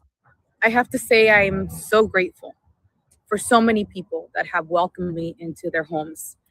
I've been to so many different neighborhoods. I can see what's actually happening. In Kenner, there are restaurants, stores that are completely empty. Some restaurants have closed temporarily as well for fear of Border Patrol. The energy is just off. I wish I could just really explain it, but it's a reality that I had never seen before. Again, you see certain stories on maybe social media or stories on the news, specifically, like I'm talking about stories that I've covered, but I have talked to so many people. Not everyone is willing to speak on camera. Not everyone is willing to tell their story to the world, but I have seen the reality here, and it's almost unbelievable. A 3-year-old is now being cared for by a neighbor after his mom was detained. This is Y'all got any tears for that 3-year-old? I ain't hearing plates. I see some answers up in here. Certifieds, I need some answers. Y'all got any sympathies and empathies and tears? Any emotions? Are you in your feelings for little Pedro, the 3-year-old who parents put him in a terrible situation by being illegal? Y'all out here crying tears for that? Because I'm just letting you know, I ain't seen none for all people. Shout out to my sister Natural. Like my sister Natural said, she said, F them kids. F them kids. And the F stands for Fleer. So we ain't got no sympathy for no Fleer. Damn. No. I'm seeing a hell of a lot of them. Damn. Sound like foundational Black Americans is standing on certified business. Still on it. Let's go. Tell us more about little Pedro. so many people. Not everyone is willing to speak on camera. Not everyone is willing to tell their story to the world, but I have seen the reality here, and it's almost unbelievable. A 3-year-old is now being cared for by a neighbor after his mom was detained. This is only one of so many stories that I've heard this week and a half that I've been in the New Orleans area. Today, I went to a neighborhood and I saw a person standing in the middle of the road. And she's one of many people that are watching to see if they spot Border Patrol cars so they can let their community know. Their lives have been paralyzed with the situation. Damn, she said paralyzed. Whatever, Selena. Whatever. How about this? How about you just leave? You willing to literally have a shout out to the family. Shout out. I seen somebody in the chat. You said it best. Where the mama at? Boy, see, we foundational Black Americans. Okay, let's go down the line. What happens when somebody comes to your house or your neighborhood, your child brings over somebody else? First thing a foundational Black American, particular mother or father will say is, who your mama? Who your daddy? Who your family? See, all of that stuff of where your family from, we've been asking that. It ain't said out of malice. We want to know who you are. That's the first thing, fam. Let one of my people pull up and I'm going to say, hey, who your mama? Oh, okay, I know your mama. You know how many times I've been with somebody and my mom knows their mom? And my mom be like, hey, who's your mom? Say, Miss Gladys. Oh, I know Miss Gladys. Okay, you good. You come from a good line of people. Y'all good work. Come on down. But if we don't know your mama, we don't know your dad, then it's no. You need to have your mama contact me, call me, pull up one day, because you ain't going to be around just strangers. We watch strangers. That's one thing about us, X-ray vision. So the question remains, who your mama? Where your mama? Your mama hiding? Y'all ain't even eating. So you willing to starve your kid because you scared of ICE? Why don't you just leave first? I tell everybody, there ain't a worse parent on the planet than an illegal parent. You don't put your kid in all that damn mess. Get the hell out of here. See, simple foundational Black American mannerisms and movements and thought process and wherewithal that we do with or without tethers around, that's why we delineate. Delineation comes from a place that we've already had. Delineation comes from a place of us taking care of ourselves and watching everybody. We do the same thing. We do the same exact thing that we do on a day-to-day basis. I hope they don't think we making this up. We do this because of you. We ain't changing the game because of you. FBA still doing the same type of moves that we've always done. Who are you? Where are you from? And you can't cross this line until I know. And that's the thing that they don't have. They still out here don't know where mama at, where daddy at. You got all these damn kids popping off, and then you want some sympathy. Ain't nobody got no damn sympathy for somebody who don't even take care of their churn. You don't take care of your goddamn kids, it's all on you. That's your fault. And then let me say this as well. Since we do all the variables, fam, did you notice she said it was in where? In Louisiana. Right. I noticed that a lot of Haitians and a lot of other tethers have been trying to clink on to the southern states now that they see a lot of the family from up north moving away and getting away from tethers naturally delineated, following our peoples down to the south now. They're literally following. I've been seeing that for years because I've been traveling back and forth between the north and the south on the regular for years, and I'm starting to see them set up shop and then these little towns when they wasn't here before, and certain little things that I'm noticing. You feel what I'm saying? For real. Wasn't Louisiana the place that Donald Trump just said 2 weeks ago that they were going to go into? Yep. And it's not for Black folks. It's not Blacks that's being detained. It's not we next. Remember, DC, they said it was about us. It was about illegals. Chicago, they said it was about us. It's about illegals. Minnesota, Minneapolis, they said it was all about us. It's about illegals. That woman is broadcasting live from Louisiana. And remember, the Democrats were trying to say, oh, they're going down there for the Black folks. And Black folks was like, no, the hell they're not. They're going down here for the illegals. Everywhere they said they were going to go has been for the illegals. And remember, Black folks in Louisiana, they out there with that step and they move it and they bop it outside. The illegals are where? Inside, starving their damn kids because they that afraid. And when you talk about people who are afraid, woo, buddy, did y'all see Omar trying to get in this damn elevator? Man, the block is hot on her 17th forehead. Watch this right here, y'all. Ever since Tom Homan said there's going to be an investigation, I just talked to one of my buddies. You know when white folks start talking about, I spoke to my buddy said to get her. Watch her trying to run away from this reporter and tell me, y'all, does she look like the same woman that was saying how bad America is when she was all bold and disrespecting this country? Or does she look like somebody who's in tether distress? Congresswoman, can I ask you your response to Tom Homan saying you're under investigation for immigration, possible immigration violations? Just any response you have to what he's saying in the I public. have a response because I don't know what they'll be investigating. So you don't think they would find anything? Absolutely not. Why do you Look at think her they? face. Scary Boy, she as looked like hell. she done aged about 7 years in 7 days. Look how scared she is. Boy, she do. Boy, she got that Louis Vuitton bag on. She got that wrap tied tight. Yeah, absolutely right. She's not cocky no more. She ain't cocky no more. She ain't even wearing makeup no more. God damn. She trying to hide. She like, if I don't put on makeup, then I can just blend in with the rest of the Somalis. That goddamn head wrap, she done put that thing about 3 feet down closer to her eyebrows. Okay? Because you know that thing look like the Eiffel Tower. Look at her. She's scared, y'all. You're scared. Congresswoman, can I ask you your response to Tom Homan saying you're under investigation for immigration, possible immigration violations? Just any response you have to what he's saying in the I public. have a response because I don't know what they'll be investigating. So you don't think they would find anything? Absolutely not. Why do you think they keep bringing this up in the media? No, look at him. Look at that man. Look at him in his eyes. He talking to you. Look at her. Look how she looking. She ain't even looking at the damn camera. She looking at the wall. Make eye contact. You ain't gonna blend in. She's like, I'm just gonna look over here in the wall. Nah, You ain't blending in. She really is terrified like a motherfucker. You can see it in her body language. Wall. You walking around here with a pickup truck on your shoulders. Okay? That damn head look like a pickup truck. You ain't hiding from nobody. You might as well face it. You're acting like them damn illegal mamas out there in Louisiana who too scared to show them damn selves. You know that damn block is hot. You know Tom Homan on you. You know Christy Nome and all of the supremacists are about to make you an example for the system of supremacy and this Somalian takeover. You know it. Be a woman, stand up. Don't run. She's trying to flee to the elevator, y'all. Look at it. They done fled to America. Now they trying to flee to the elevator. Why do you think they keep bringing this up in the media? Congresswoman, can I ask you your... You know what it is. You know it's a wrap. You know it's done. Yep.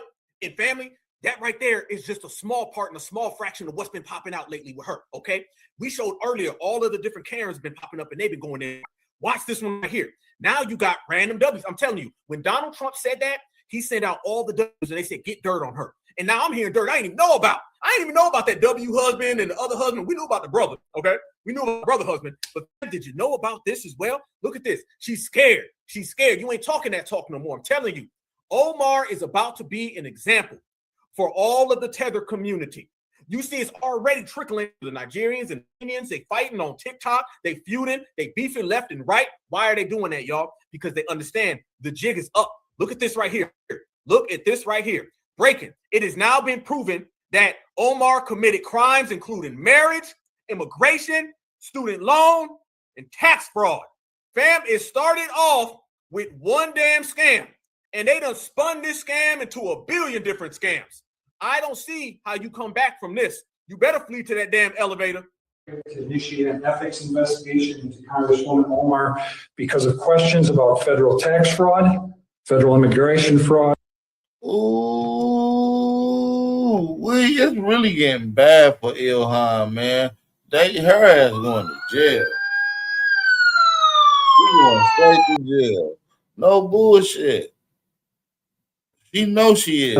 Federal student loan fraud, state violations of perjury, bigamy, kickbacks, and acts of campaign fraud abuse in Boston, Washington, New York, Chicago, and Florida. There are also violations of state ethics or of the Minnesota House ethics rules regarding colleges for speeches she gave while she was in partial control of their budgets as a member of the House Higher Education Finance Committee in both 2017 and 2018. She was found guilty of the violations by the Minnesota Campaign Finance Board 3 weeks ago in order to return those funds on June 6th. Ms. Omar appears to be a serial career criminal, and should not have access to our nation's highest secrets and intelligence. That is why I'm calling on our Congresswoman Angie Craig to protect both our national security and our respect of the rule of law. Yeah, you made a good point in the chat. This is starting to go down the line of a RICO. This is starting to sound real RICO, ain't no suave. I've been said that. I said that last week when it first popped up. I said it's going to be a RICO, and we already got people cooperating with the government on behalf of the Somalians. There's Somalians that's already working with the government who already been detained, caught, and they giving up the game. They even snitched on the other Somalians that was scamming the welfare program in Maine. You feel what I'm saying? So yeah, there's some whistleblowers out here, some Somalian whistleblowers. She about to get Rico Suave up in here. Absolutely, fam. That ABK in full swing, in full effect. It is about to come down the pipe. She is in trouble. Damn.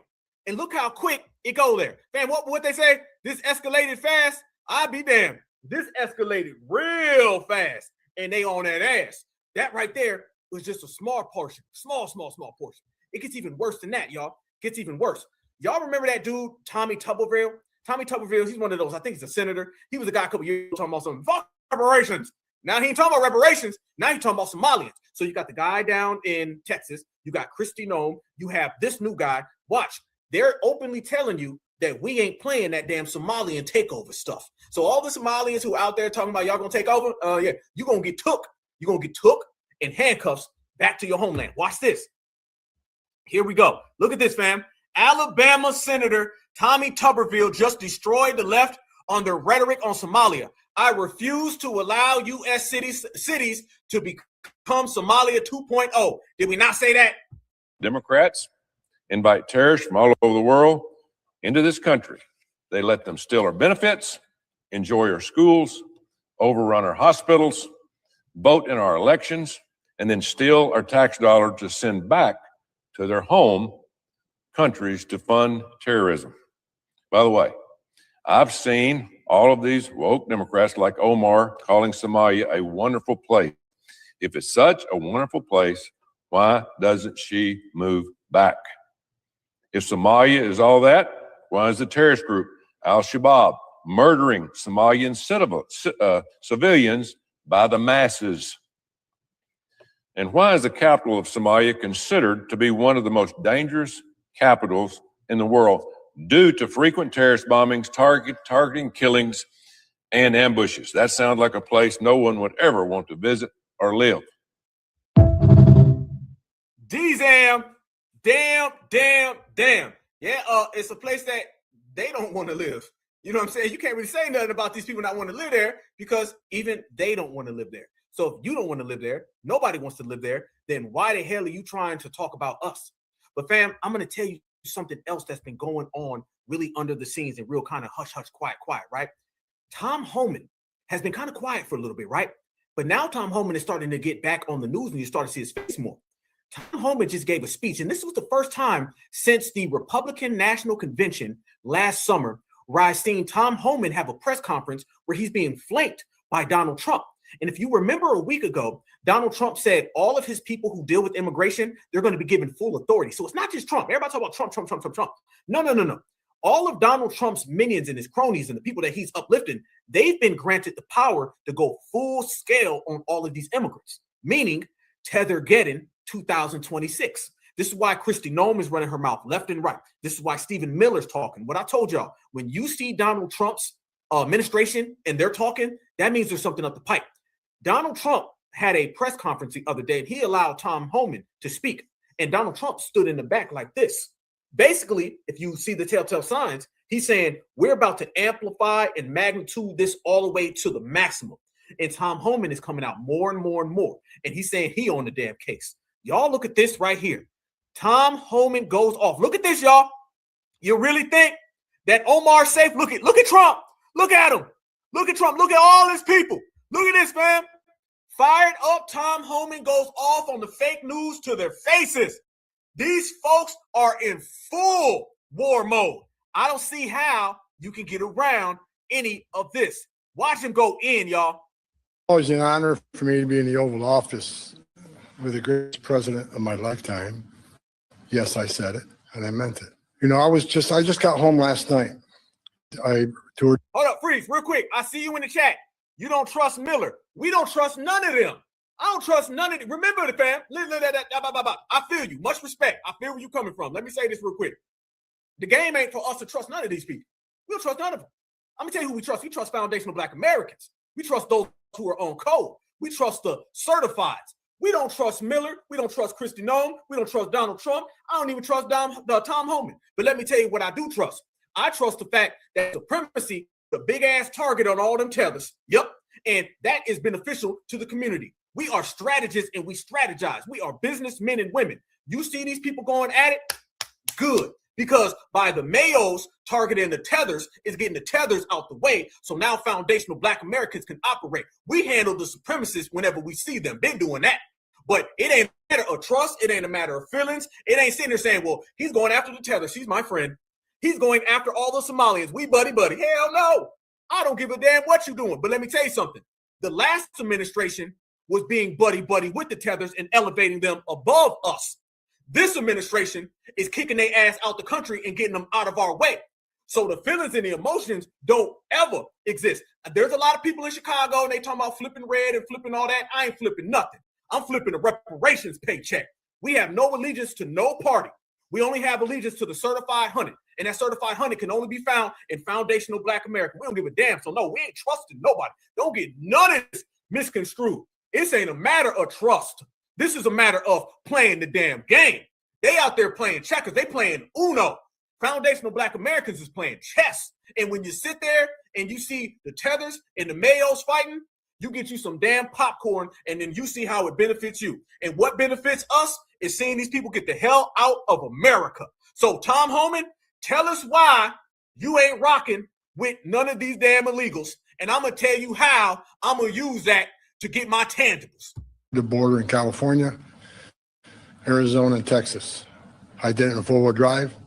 I did it on the river. I did it from the air. Hundreds upon hundreds of miles of border. I didn't see one illegal alien. Not a single one. I've done this since 1984. I worked for 6 different presidents. No one's done more than President Trump. What he has done is give us the most secure border in the history of this nation. Hard stop. I went hundreds of miles of border and didn't see one illegal alien. Incredible, considering the Biden administration, we had 10, 12,000 a day, most released in the United States. I'm proud to be with these patriots behind me. I'm already proud to be in the Oval Office of the President, but being with these heroes, I met some of these soldiers down on the border. And actually, a shout out to Fort Drum, New York. We got some 10th Mountain Division here, so at least Stepanek, Claudia Tennant, we all love Fort Drum and the 10th Mountain. So look, this is a game changer. I want to make something perfectly clear, because we get attacked all the time being inhumane. The Biden administration is much more humane. It's a bunch of crap. Because there's been studies done that 31% of women that make that journey through the cartels get sexually assaulted. They get Bam, there you go. That's what we talking about right there, about all the mothers that be hiding, that starve their kids out. Go ahead, Smoke. raped. And not just the women, children too. I've done numerous investigations in that. Sex trafficking was at historic highs with that open border. Fentanyl, historic highs that killed 250,000 Americans. No inspector terrorists that came across the border. Record, historic. What happened under the Biden administration was the most inhumane thing I've seen in my lifetime. Now that the border is 96% decline, 96% less people are coming, how many women aren't being raped? How many children aren't dying making that journey? How many women and children aren't being sex trafficked into this country every day? How many known suspected terrorists aren't just walking across that border? I got another one for you. How many tethers, illegals, and who the hell are these people, criminals, not in the Black community no more? He said there's a 96% decrease. And remember, these people got dumped off into places that occupied 80% of our community. 80% of our population were in the places where these individuals came.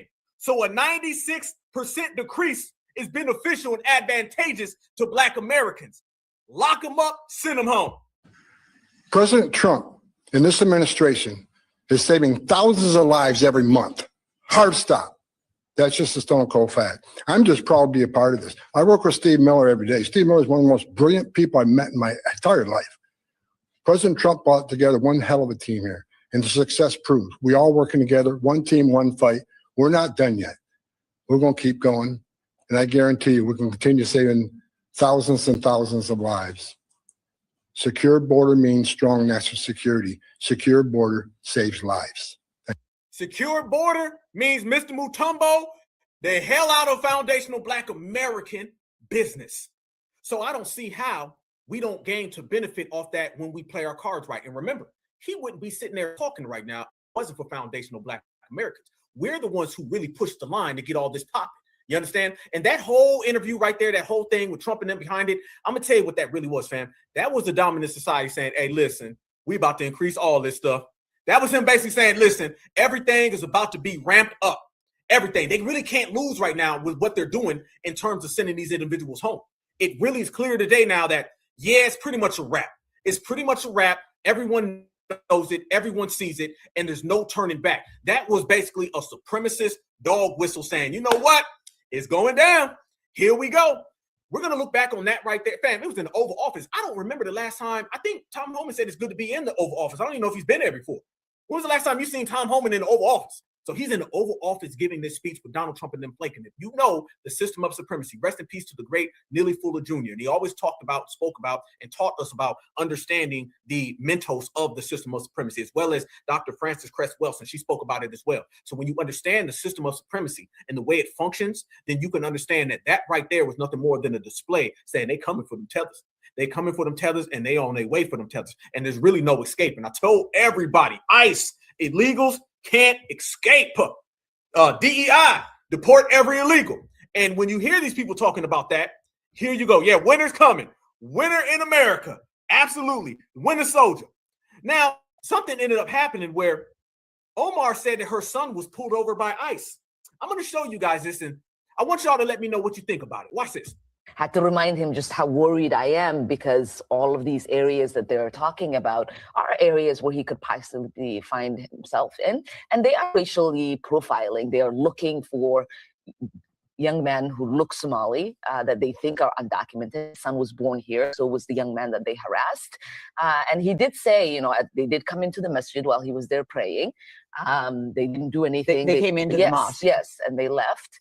And then, yes, he did see them at the restaurant. They just walked around and kind of left. But yesterday, after he made a stop at Target, he did get pulled over by ICE agents. And once he was able to produce his passport ID, they did let him go. So your son went to Target last night with his passport. Mm-hmm. He always carries it with him. In case he gets pulled over. Yes. Which he did by ICE. Yes. All right. Well, we're glad.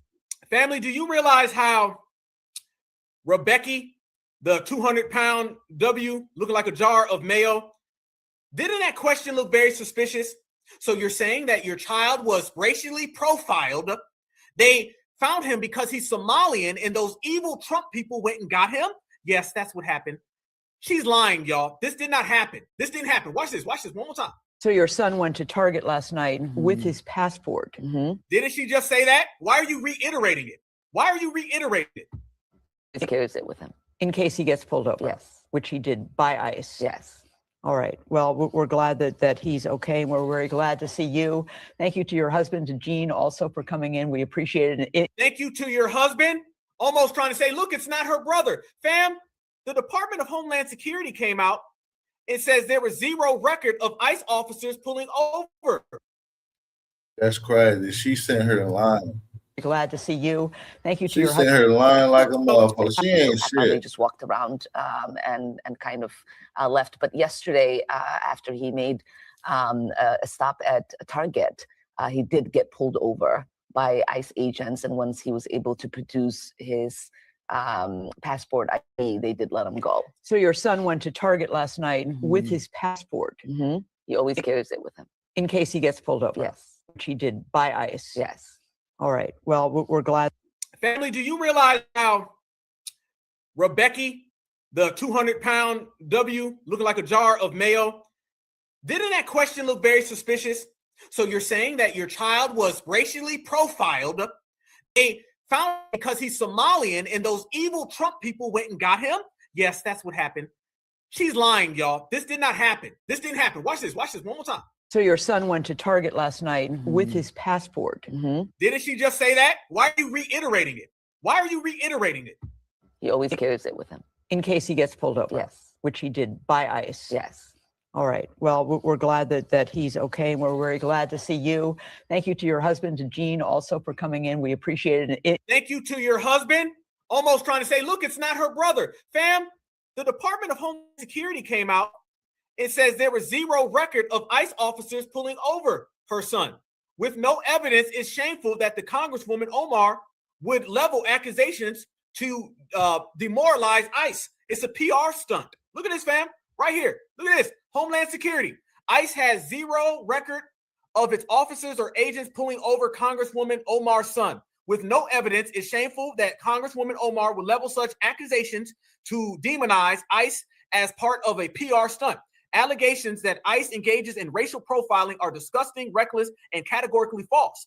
We make sure that someone who is a target of immigration enforcement is if they are illegally in the U.S., not their skin color, race, ethnicity. Under the Fourth Amendment of the U.S. Constitution, DHS, Department of Homeland Security, law enforcement uses reasonable suspicion to make arrests. That was a lie.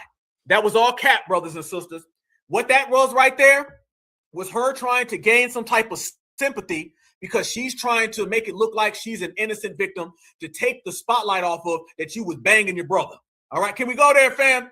If we can't, fam, then we're going to go there. We're going to go there. We're going to play the game. We're going to play the game. It's Black Alpha Network. Y'all know we got 0 F's given. Them other folks got a bunch of sugar on it. We going to keep it real. You're lying. That was all a lie. And you could tell by the way Becky was asking her those questions that it was all a front. That didn't happen at all.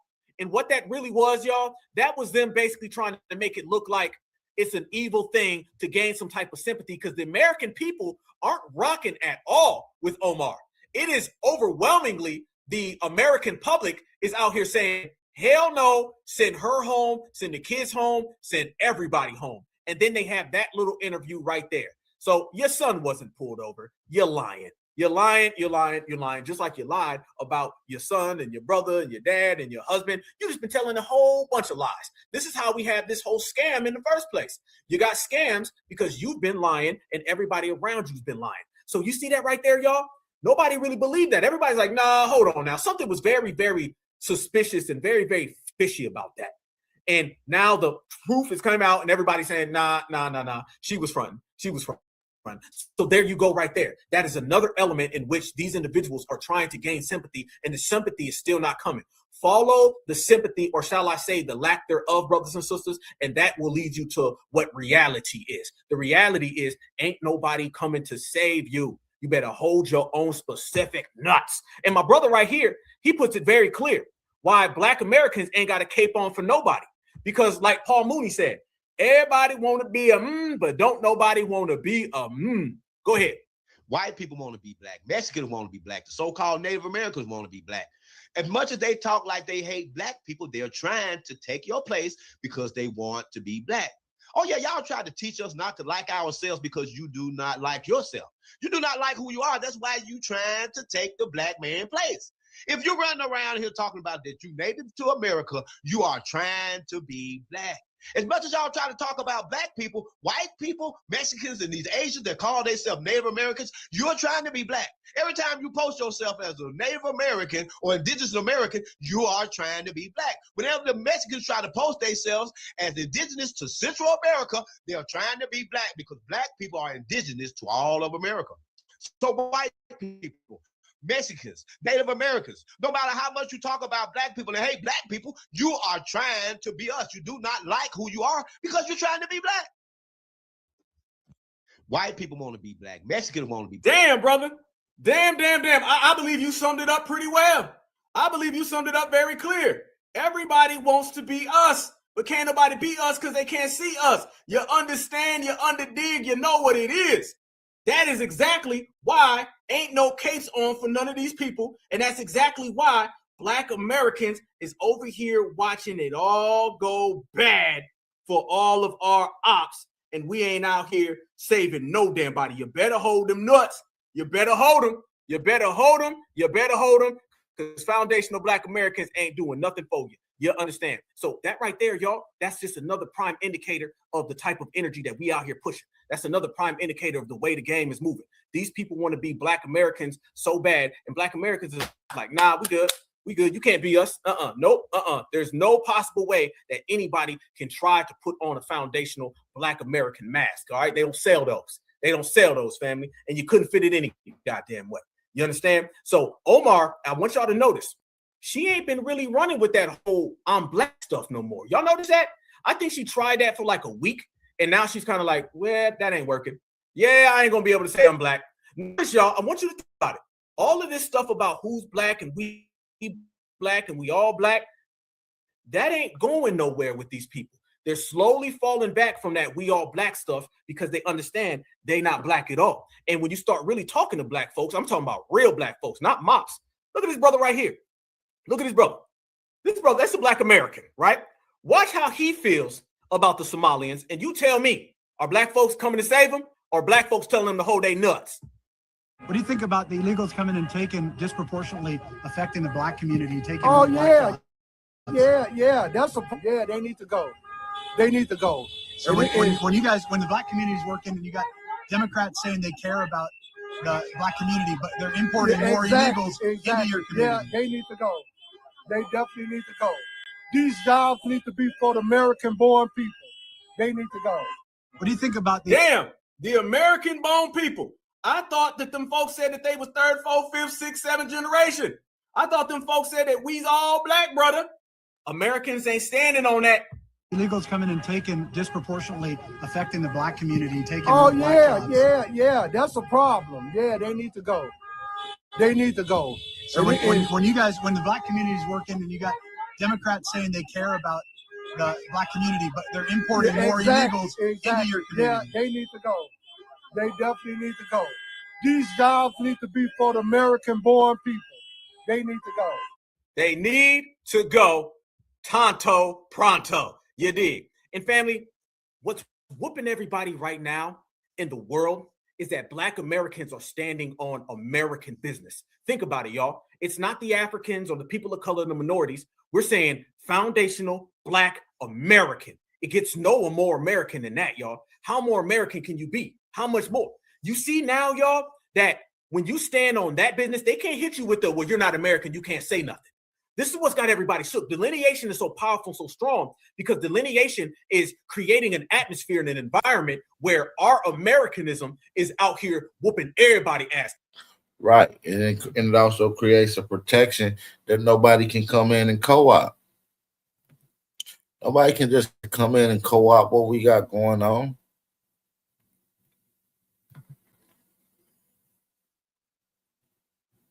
They just can't, man. It ain't right. They don't want us to be Americans. I'm telling you today. They want us to be everything other. What my brother Tariq said. They want us to be generic Africans, or they want us to be lost immigrants. You can control a generic African or a lost immigrant. You can't control a Black American, because a Black American is the original American. And if you bring up Black Americans, you got to start with foundational. You got to start with the originals. So by very much saying that you're a Black American, you've already said that you are the first. So this is what we're talking about, brothers and sisters.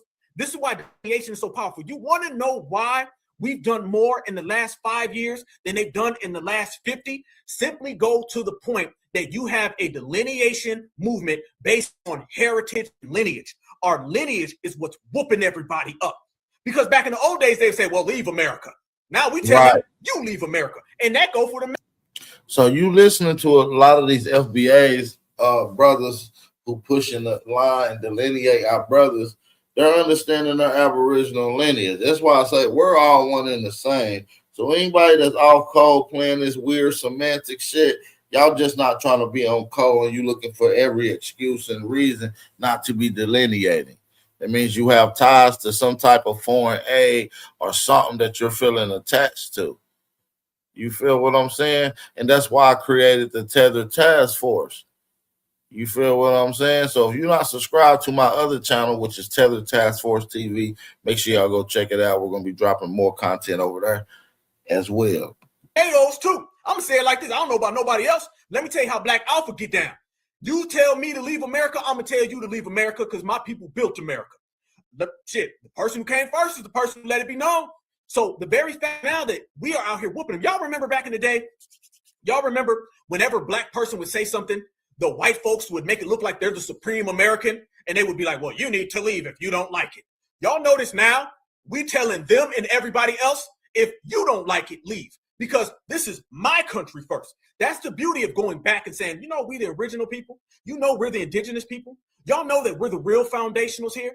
Y'all know that? That's the beauty of it. They can't play that game no more with us. They can't play that. Delineation is more powerful than just separating yourself from Uber drivers with no deodorant.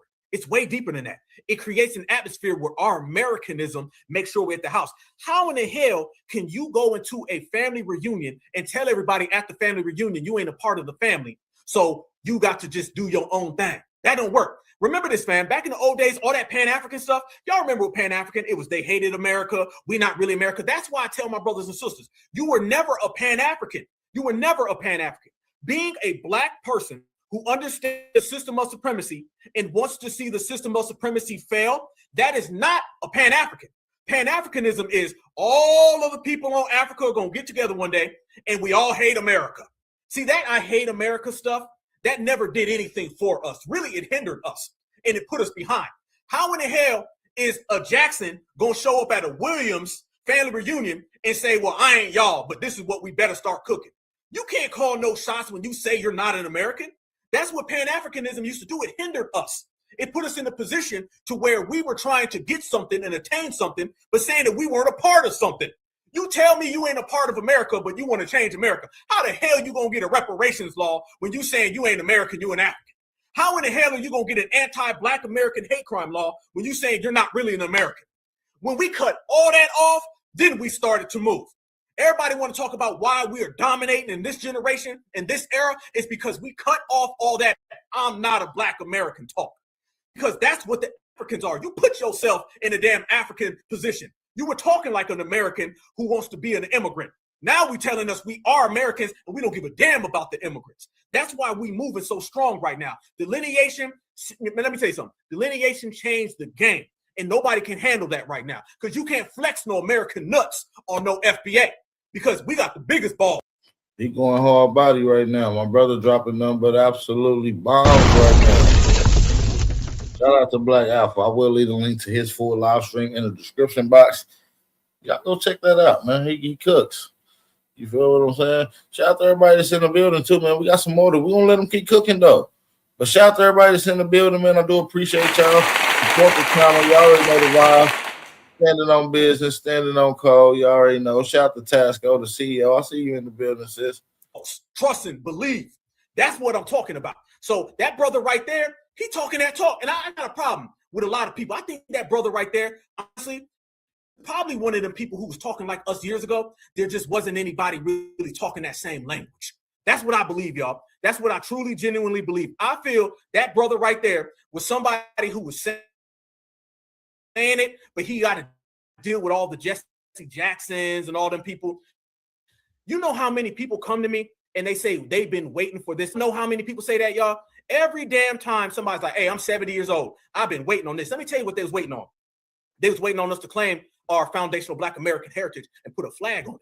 That's what they was waiting on. And it's a beautiful thing. It's a beautiful thing to represent who you are. Because now we done cut off all of the tie-ins to all these other damn people on the planet Earth. Man, it's FBA time, and people better get with it or they're going to get rolled over. That's the bottom line. Straight up, there ain't no way to twist it, turn it, shape it, remodel it. It's all about FBA all goddamn day, and we in here running the yard. And when I say we running the yard, we running a lot of people out. Y'all look at this right here. This is what I mean by us really doing our thing. This is the difference between now and then, because you still people out here saying that flag ain't y'all's. Look at this right here. That flag is more ours than anybody. Remember, y'all, everything is more ours than anybody because we built it. He who built it is he who feels it. Look at this. Here we go. Watch this right here. Reclaiming the American flag. Now, you would think that this person's going to be talking about reclaiming the American flag on some good stuff, right? Y'all watch this person basically say, we don't need to be claiming America because the flag ain't ours. Certain groups of Black Americans, African Americans, are trying to reclaim the American flag, and to me, it gives new Black. We all know what that means. They some new Blacks, because I grew up in a small town around all Black people. I lived a very, very, very Black life, Black Southern, low country, Geechee down life. Okay, and whenever we saw the American flag, we knew we was in enemy territory. Like, if we saw the American flag just posted up in a neighborhood, we got to get the out of here. Like, Fam, I think this is a tether. This sounds like a tether, y'all. Does this sound like tether talk? Every time you saw the American flag, you got scared and you want to run? That's tether talk to me. I done been all over this damn country. I've never seen the American flag and say, I got to leave now. Woo, we got to run. They got the American flag. She acting like she's seen the damn KKK hoodie, okay? And we ain't running from that.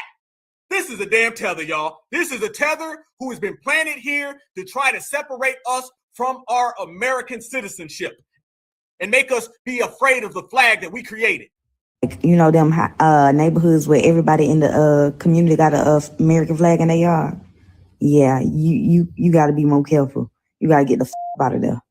So it's the fact y'all trying to reclaim something that me and my folk understood as a symbol of violence, right along with the Confederate flag. That's just my experience, in my opinion. For all of the people, shout out to my sister. Hey, if you watch it, sister, I love your videos. That feel like FBA, Foundational Black Americans, Black folks, the True American Indians, Solon, whatever you want to call yourself, Freedmen, whatever name you want to call yourself, and one person can be all of that shit. But why do y'all have a problem with us repping the American flag? Why is that an issue for y'all? And even for the Black folks who got a problem with the American flag, why is that an issue for y'all? Because when we go to the Olympics and World Games, everybody got their flag out. Why would we not rep the American flag? I don't give a what color it is. Our grandparents sold that. Our sweat and tears. That's what the flag is. Sweat and tears is in that flag. So y'all cannot, I don't know if my son Cat is doing something, my mama's spirit working around this, or my son got up, but I had to look. Why y'all got a problem with us repping the flag though? Like, that's our flag. This is our country. Why can we not rep the red, the white, and the blue over here in America? We built America. Why can't we rep all things America? Y'all biting all things that we do. That's the only thing y'all know about American. What culture do y'all bite from the white folks? Only thing y'all know about the melanated people is that y'all think they got money, but they don't really got money like that. Only a few. But y'all think they got money, but y'all repping us. And I'm gonna go kick my son Cat's ass because I know that's him now. But yeah, we can rep the flag. What's the problem? That's our flag. Red, white, and blue belong to us. Sweat, tears. Red, white, and blue is ours. I find it funny. In the hell they go. Yes, indeed. You already know what it is. That's what it is. And that is a very significant portion of what you see going on in the United States and across the world. This lineage is going to go down with a lot of different things, fam, but one of the main key components in which it's going to go down as, this is the era where we took all of our Americanisms back, okay? Foundational Black American, red, white, and blue is all us. The future will be written in FBA handwriting because the past has FBA fingerprints. I say that all the damn time, y'all, because when they can get you to not be an American, they can control you. African American, people of color, minority. Notice every single thing that they try to classify us as is something that is non-American. Soon as we started to identify as Americans, then everything changed. Y'all remember back in the day when a lot of us were younger, they used to always associate America with white people, because that's really what it is with the Tethers. Yeah, until we start saying we was Aboriginal, indigenous American. We the true Americans. We the real Americans. We the first Americans. You feel me? Emphasizing on the term Americans for sure. You feel me? Even going into literature where other nations and tribes maybe even refer to themselves as that in a different derivative.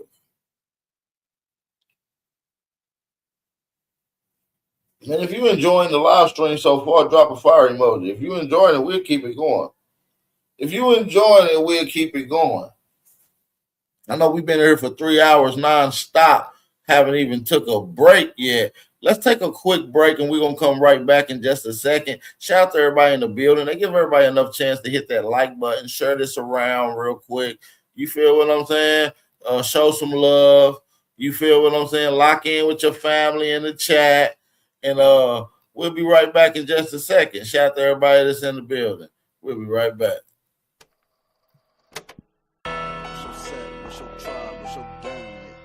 What's your tribe? What's your set? What's your gang? What's your tribe? What's your set? What's your gang? Hey V, line Say, up. what's your tribe, little nigga? What's your tribe, little nigga? Pressure apply, little nigga. When we slide, little nigga.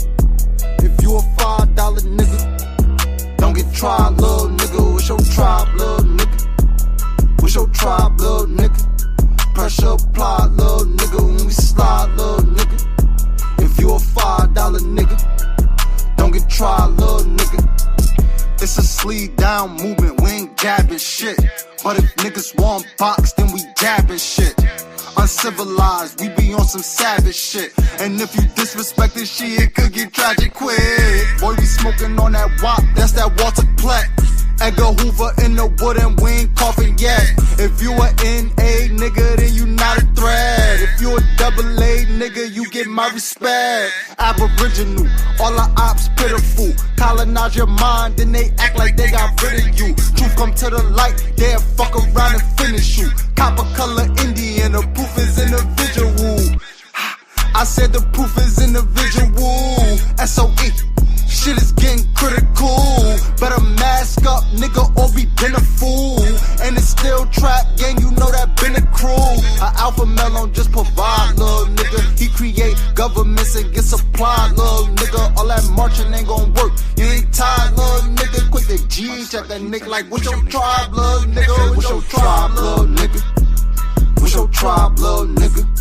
Pressure apply, little nigga. When we slide, little nigga. If you a $5 nigga, don't get tried, little nigga. What's your tribe, little nigga? What's your tribe, little nigga? Pressure apply, little nigga. When we slide, little nigga. If you a $5 nigga, don't get tried, little nigga. Never have no touch on them, come from where we come from. Copper ain't your nature, this ain't your land, this ain't your nation. They say we lost our language when we went through simulation. Y'all went through simulation, how the fuck y'all know the language? This to mirror, fuck these natives. Atlantis till we vanish. First on Turtle Island, still the first ones on this planet. They talk on the net, but if we met, they show they panties. When it come to action, bitch, we slide like Michael Jackson. Bullets playing tag, this ain't no Facebook post. They was damn bad before they came to the coast. Crackers turn to jackers, all our friends became foes. 100 years later, back on top of you hoes. Like, what's your tribe, little nigga? What's your tribe, little nigga? All right. Let's get back into some of this heat that we got locked in for the rest of the show. That's time. I'm not going to bring you up again. Get on camera. You got to get on camera. You're not going to be a coward. All right. Turn the camera around and let's see you and say what you got to say. Let me ask All a right? question. No. Turn the camera around and then say what you got to say. I don't want to see them musty ass fingers. Turn the camera around so we can see what you got to say. Turn your camera around. I don't want to see llama pee on your dirty floor. Get on camera. Hey, are you Turn afraid around. of Asian? Get your ass Afraid on of them camera. because But even your shadow is you musty. never because You got a musty shadow. Get on camera, sir. We're not going to let you say anything unless you get on camera. Turn the camera around. All right. you are afraid of Turn the you are afraid to get on camera. You acting like a biatch. Now get on camera. I'm You not are gonna have no. I'm Yeah, not she gonna have no scared than a man motherfucker. scared to get on camera. You hiding like you hiding from ICE. You know what you're Oh no, sir. And I see doing little. in Dubai? I see exotic roaches on your floor, sir. I saw a roach with a dashiki on your floor. You done brought over roaches with bushmeat in your luggage, and I'm very offended by that, sir. All right. I saw a rat with some flip-flops on in your apartment. You can't bring that type of shit over here, sir. Now turn around and get on camera. A rat with flip-flops on is crazy. That's insane. Offended by that, sir. All right. I saw a rat with some flip-flops on in your apartment. You can't bring that type of shit over here, sir. Now turn around and get on camera. Look all at right? this. This is not a No, rocket. look at what? What? I see some Section 8 linoleum. Let me show you. Show me. Okay, let's see what you got. All right. What you got going on, brother? All right, show us. All right, we're looking. All right. What are we looking for? Anything wrong? Okay, you ain't showing nothing. All right, you scared to show something. Show your crib. What your crib look like? Pull the camera up. All I see is a dirty floor with exotic roaches. All right. Show your house. No, there's no dirty floor here. How come you ain't got I'm no showing furniture, you nigga? here. It's Nigga, like- you ain't got one piece of furniture. You ain't got no furniture. Boy, you got the dustiest fucking feet got I've ever furniture. seen. Nigga, them damn feet. Nigga, your feet look like bowls of Tootsie Rolls. Well, how come you ain't got no furniture, dude? Brother, you ain't got no furniture? Nothing? Yeah, let me help you. How you over there sitting on? Are you sitting on milk crates? how you can turn your Do you ain't got no furniture at all, brother? You ain't got nothing. You sleep on a damn pallet. No, I won't show you. The struggle is real. Now get on camera, brother. I don't want to see. No, bro, I don't want to see poverty. Now turn around because you ain't got no furniture. You ain't got nothing in the apartment, dude. What the hell you live? Where you live, dude? Nigga, you live in an asylum. That look like a crazy house. Where you live? I am foundational. How come you don't have no furniture? Yeah, how come you don't have you how come you don't have no furniture, dude? Did your shit get repossessed? Why don't you have furniture, my dude? You ain't got one lick of furniture in there, sir. You ain't even got no refrigerator. All that bushmeat. You ain't show your refrigerator. All that bushmeat is gonna spoil. Yes, I like bushmeat. You don't. I know you do, sir. You don't have a refrigerator. You don't do you even have a bath? Do you have a bathroom, sir? Do you piss and shit in a bucket? Bathroom. Okay, bro. The struggle is real, sir. Okay, you're bringing your struggle over here. Now, again, you got 20 seconds to get on camera. I'm getting you off of here. 20, Why 19, do you ask women if 20, 19, 18. Okay. You about to get off camera. You got 10 seconds. 10 seconds. 10 seconds. 10 seconds, sir. 10 seconds are up. There you go. I don't want. All right. Kind of raggedy ass empty apartment you live in, dude. And them dusty ass crusty feet walking around on that cold floor. You ain't about to say nothing. I don't want to hear nothing you have to say. If you live in a struggle apartment with no furniture, you can't say nothing. I don't want to hear what you got to say. You're not at liberty to say anything. The hell, this nigga live in a community center. That ain't even no real apartment. That's why he ain't trying to show it. That's a weird location. That's not a regular apartment. That nigga stay in a Sunday school. They got him, the church let him stay in there. And it's probably a white church. And then he's like, they let him sweep up for in exchange for lodging. Yeah, it's something strange about his living conditions. It's something real weird. All right. He got like some kind of weird job where they let the nigga stay in exchange for work. You know, that nigga's like a zookeeper. That looks like a little animal sanctuary where he bathed reptiles or some shit. It looks weird. It looks strange. And it don't look like no regular apartment. Nigga, even a struggle apartment to have some furniture. That shit didn't have no furniture. So that nigga lives in like an iguana tank or something. He lives with animals. He's like a musty Dr. Doolittle.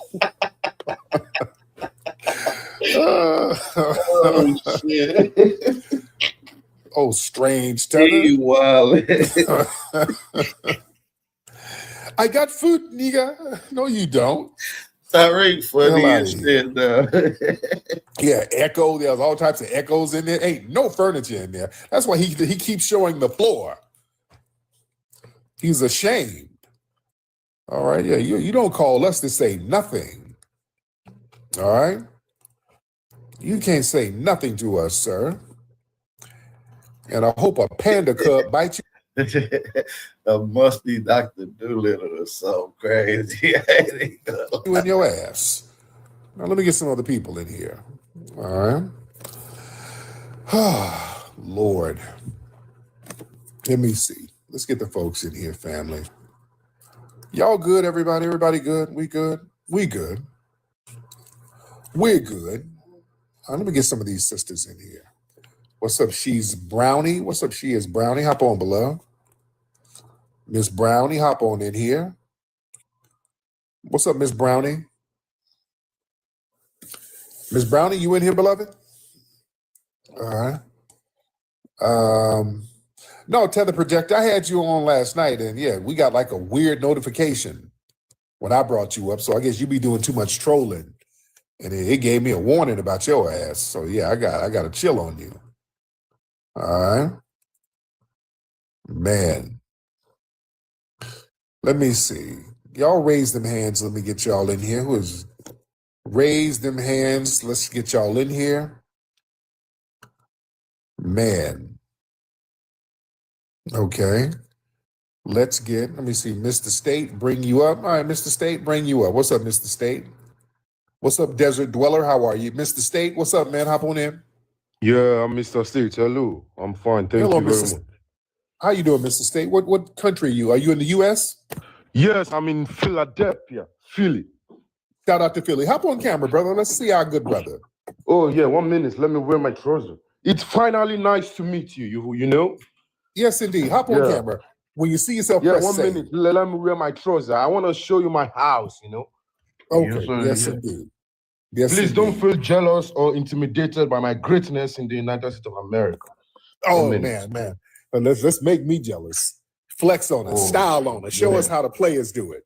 All right? You Show just us how have to work. You just have to work hard. 1 minute. Oh, show us some of that hard work, brother. You just Let's got see. to wick.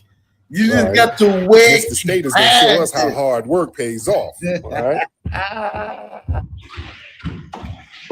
Okay, I hear an echo in there, brother. It sounds like ain't no furniture in there, Mr. Shut up, nigga. This is where I hide my bush meat. State? I'm coming down, bro. Chill. Oh, he got an upstairs. He got an upstairs and a downstairs. Uh-oh. My nigga got 2 stories. Okay, yeah. There you go. All right, what's up, Mr. State? Hop on now. Where you at? Where you at, brother? So I'm let's show us how to do it. Boy, y'all like You said I am from Philly. You said from Philly. He didn't even say it right. Nigga, you is not from Philly. You migrated. them hard floors, don't you? Oh, let's see what's in that fridge. Okay. Okay, wait. Oh, I see that. Okay, I see some black-eyed bush meat. Okay. I saw some black-eyed bush meat and what is it? Oh, there you go. What you got? Yeah, I see some pickled giraffe knuckles in there. And I see baboon toes. What you got in the cabinet? What's that? Okay, you got a lot of bush meat. I saw some zebra legs, some lemon pepper zebra legs. Well, you got it popping in there, brother. Okay, damn. You got some jollof. Is that jollof? You got No, them feet though. Them feet that nigga got though. Oh no, we can't even look at this nigga feet, bro. This nigga feet is unhinged.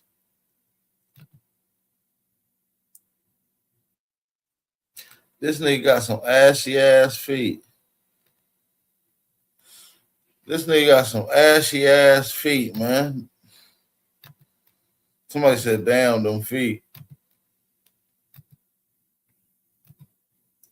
Make sure y'all subscribe to the channel, man. If y'all not subscribed, make sure y'all subscribe. Always subscribe. This your brother Aboriginal Power. You already know the vibes, man.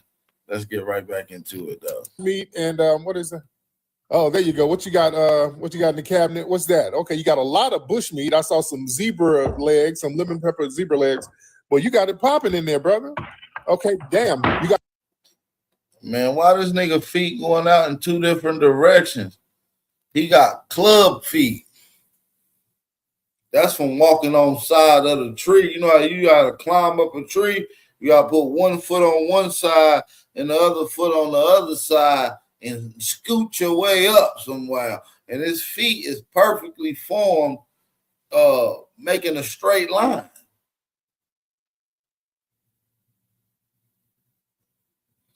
His toes is darker than a fucking shadow. That's insane. How your actual feet got a light-skinned shadow? Got some Jollof. Is that Jollof? You got Jollof in there? Yeah, that's jollof, you know. Yeah. We eat good, yeah, you feel me? We eat good food. Yes, indeed. You had to freeze the Jollof to save it, to really savor that flavor. To save it, exactly. So, My brother. Now, hop back on camera, brother. Hop back on camera. Let's see you. Yeah, 1 minute. I need to go back to my room, you know. I have to come down. Okay. Yes, indeed. Yeah, he's hiding the rest of the house, but it's all good. It's all good. Let's see what the room look like. Yeah, so now let me show you my big mansion, you know. Oh, let's see that. I bought it, you know. I have no mortgage. Everything, you know, was paid for. Oh, let's see that. Let's see how you get it in. Yeah. Yes, indeed. And yeah, don't wake up your roommates. Don't wake the roommates up in there. All right. No, I don't have the roommate, unfortunately, you know. Well, you got somebody. So, yeah. Tariq, what's your problem with Africans? I don't. Now, hop on. No. We'll talk when you get on camera. Let's get on camera. I'm up on late. What's your problem? Do you know me, Tariq? Do you know me, Tariq? Hop on camera, sir. We're talking. Calm down. This is me. That's my picture. That's me. Okay, but hop on camera. Turn the camera around. Hop on camera. That's me. That's me. You don't need. I got you, brother. But hop on camera, brother. We saw your house. It isn't necessary. You feel me? Brother, hop on camera. Stop. Why hop on camera? Brother, you can, brother, hop on camera. No, Tariq. This is me. If we're gonna talk, let's talk man to man. Yeah, let's talk man to man, you know. They be scared to get on camera. These niggas be terrified. That is the worst nightmare to have to get on camera on social media. What you mean, nigga? This is my picture right here. You don't trust me? Nah, bro, just turn your camera off. Oh, these shits, nigga. I would die first, nigga. You don't have a picture, I don't have a picture, then let's discuss. You understand? But dude, I'm here though. You know what I'm saying? Yes, I'm also here. So let's discuss. But hop on camera. Hop on camera, sir. Are you gay? Are you projecting? No.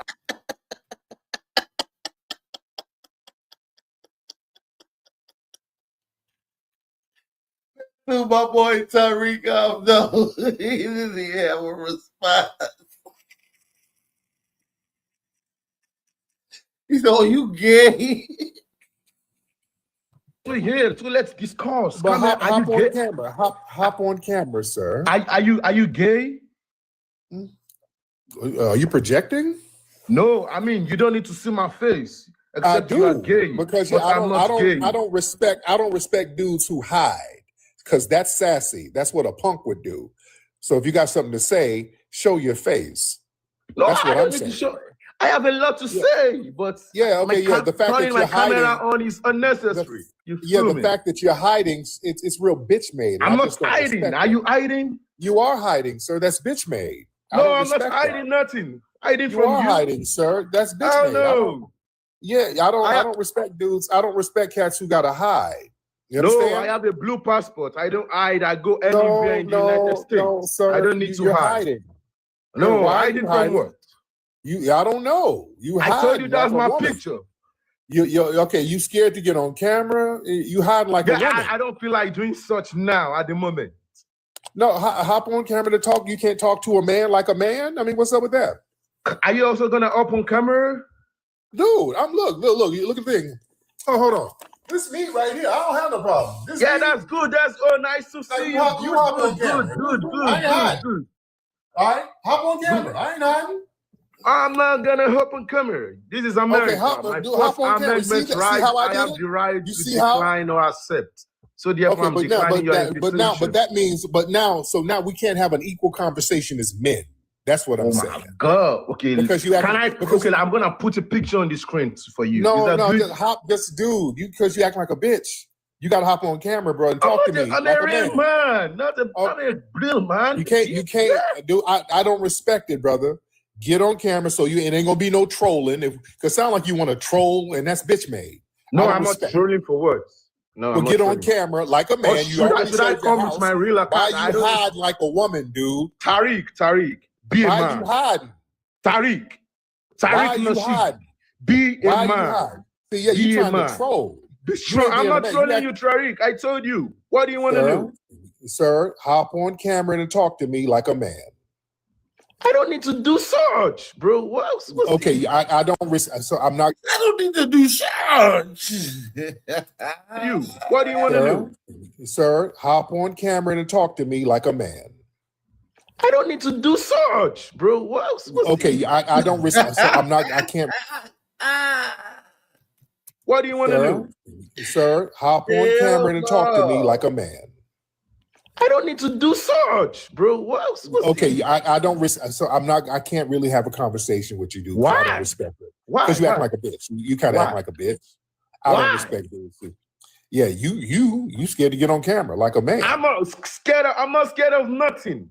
Yeah, you act like a bitch, brother. And the only people I'm scared of is white women. Apart from that, I'm not scared of anything in this world. Yeah, you're scared of that and ICE. Okay, let me tell you this. You got I'm not scared of ICE because ICE gave me the purpose. You got 10 seconds to get on camera. I'm gonna get you off. Oh my right? God, what? Tariq, why are you behaving like a boy, bro? Tariq. 10 seconds. What's your problem? 7 seconds. I don't need to show my camera before I can talk to you, Tariq. Yeah, you do. Yeah, you do. No, I don't. Get your musty ass out of here. There you go. That's how that works. That's how that works. You can't get on camera because you want to hide so you can do some trolling. Yeah, you just want to say bitch shit, and you know you're gonna say some bitch ass stuff, and you trying to hide, and I don't respect it. You see, when you get on camera, you're less likely to be on some troll shit. You get on camera, you're most likely to have a real conversation in good faith. You just want to hide so you control, and we ain't gonna have that. Y'all Tethers are very bad at that. See, we got women coming in getting on. If these women can stand on business, I ain't got no respect for no dude who can't stand on it. And some of these women are like, oh man, when I tell them to get on camera, oh man, I'm at my work, I'm at my job, but I get on though. Man, I'm in bed, I got my bonnet on, but let me take my bonnet off and I get on. That's why I let women up. Y'all, a lot of people are like, why you always let the women up? The women usually stand on business. Y'all notice that? And I'm not trying to denigrate the brothers, but most of the women, when they call up, they stand on business. No, nigga, you're not standing on shit, nigga. Most of them. And most of the FBA brothers, too. I give the FBA brothers, and let me say that, the FBA brothers will get on. FBA is not on shit, Tariq. This is grifting, nigga. Oh, hiding. You know, all that ducking and dodging and hiding. Yo, man, I don't respect that. Your FBA brothers, I got to give the FBA brothers always cam up. They're like, hey, well, what's up, Flex? I'm here, man. I'm in Memphis. Whoop-de-whoop.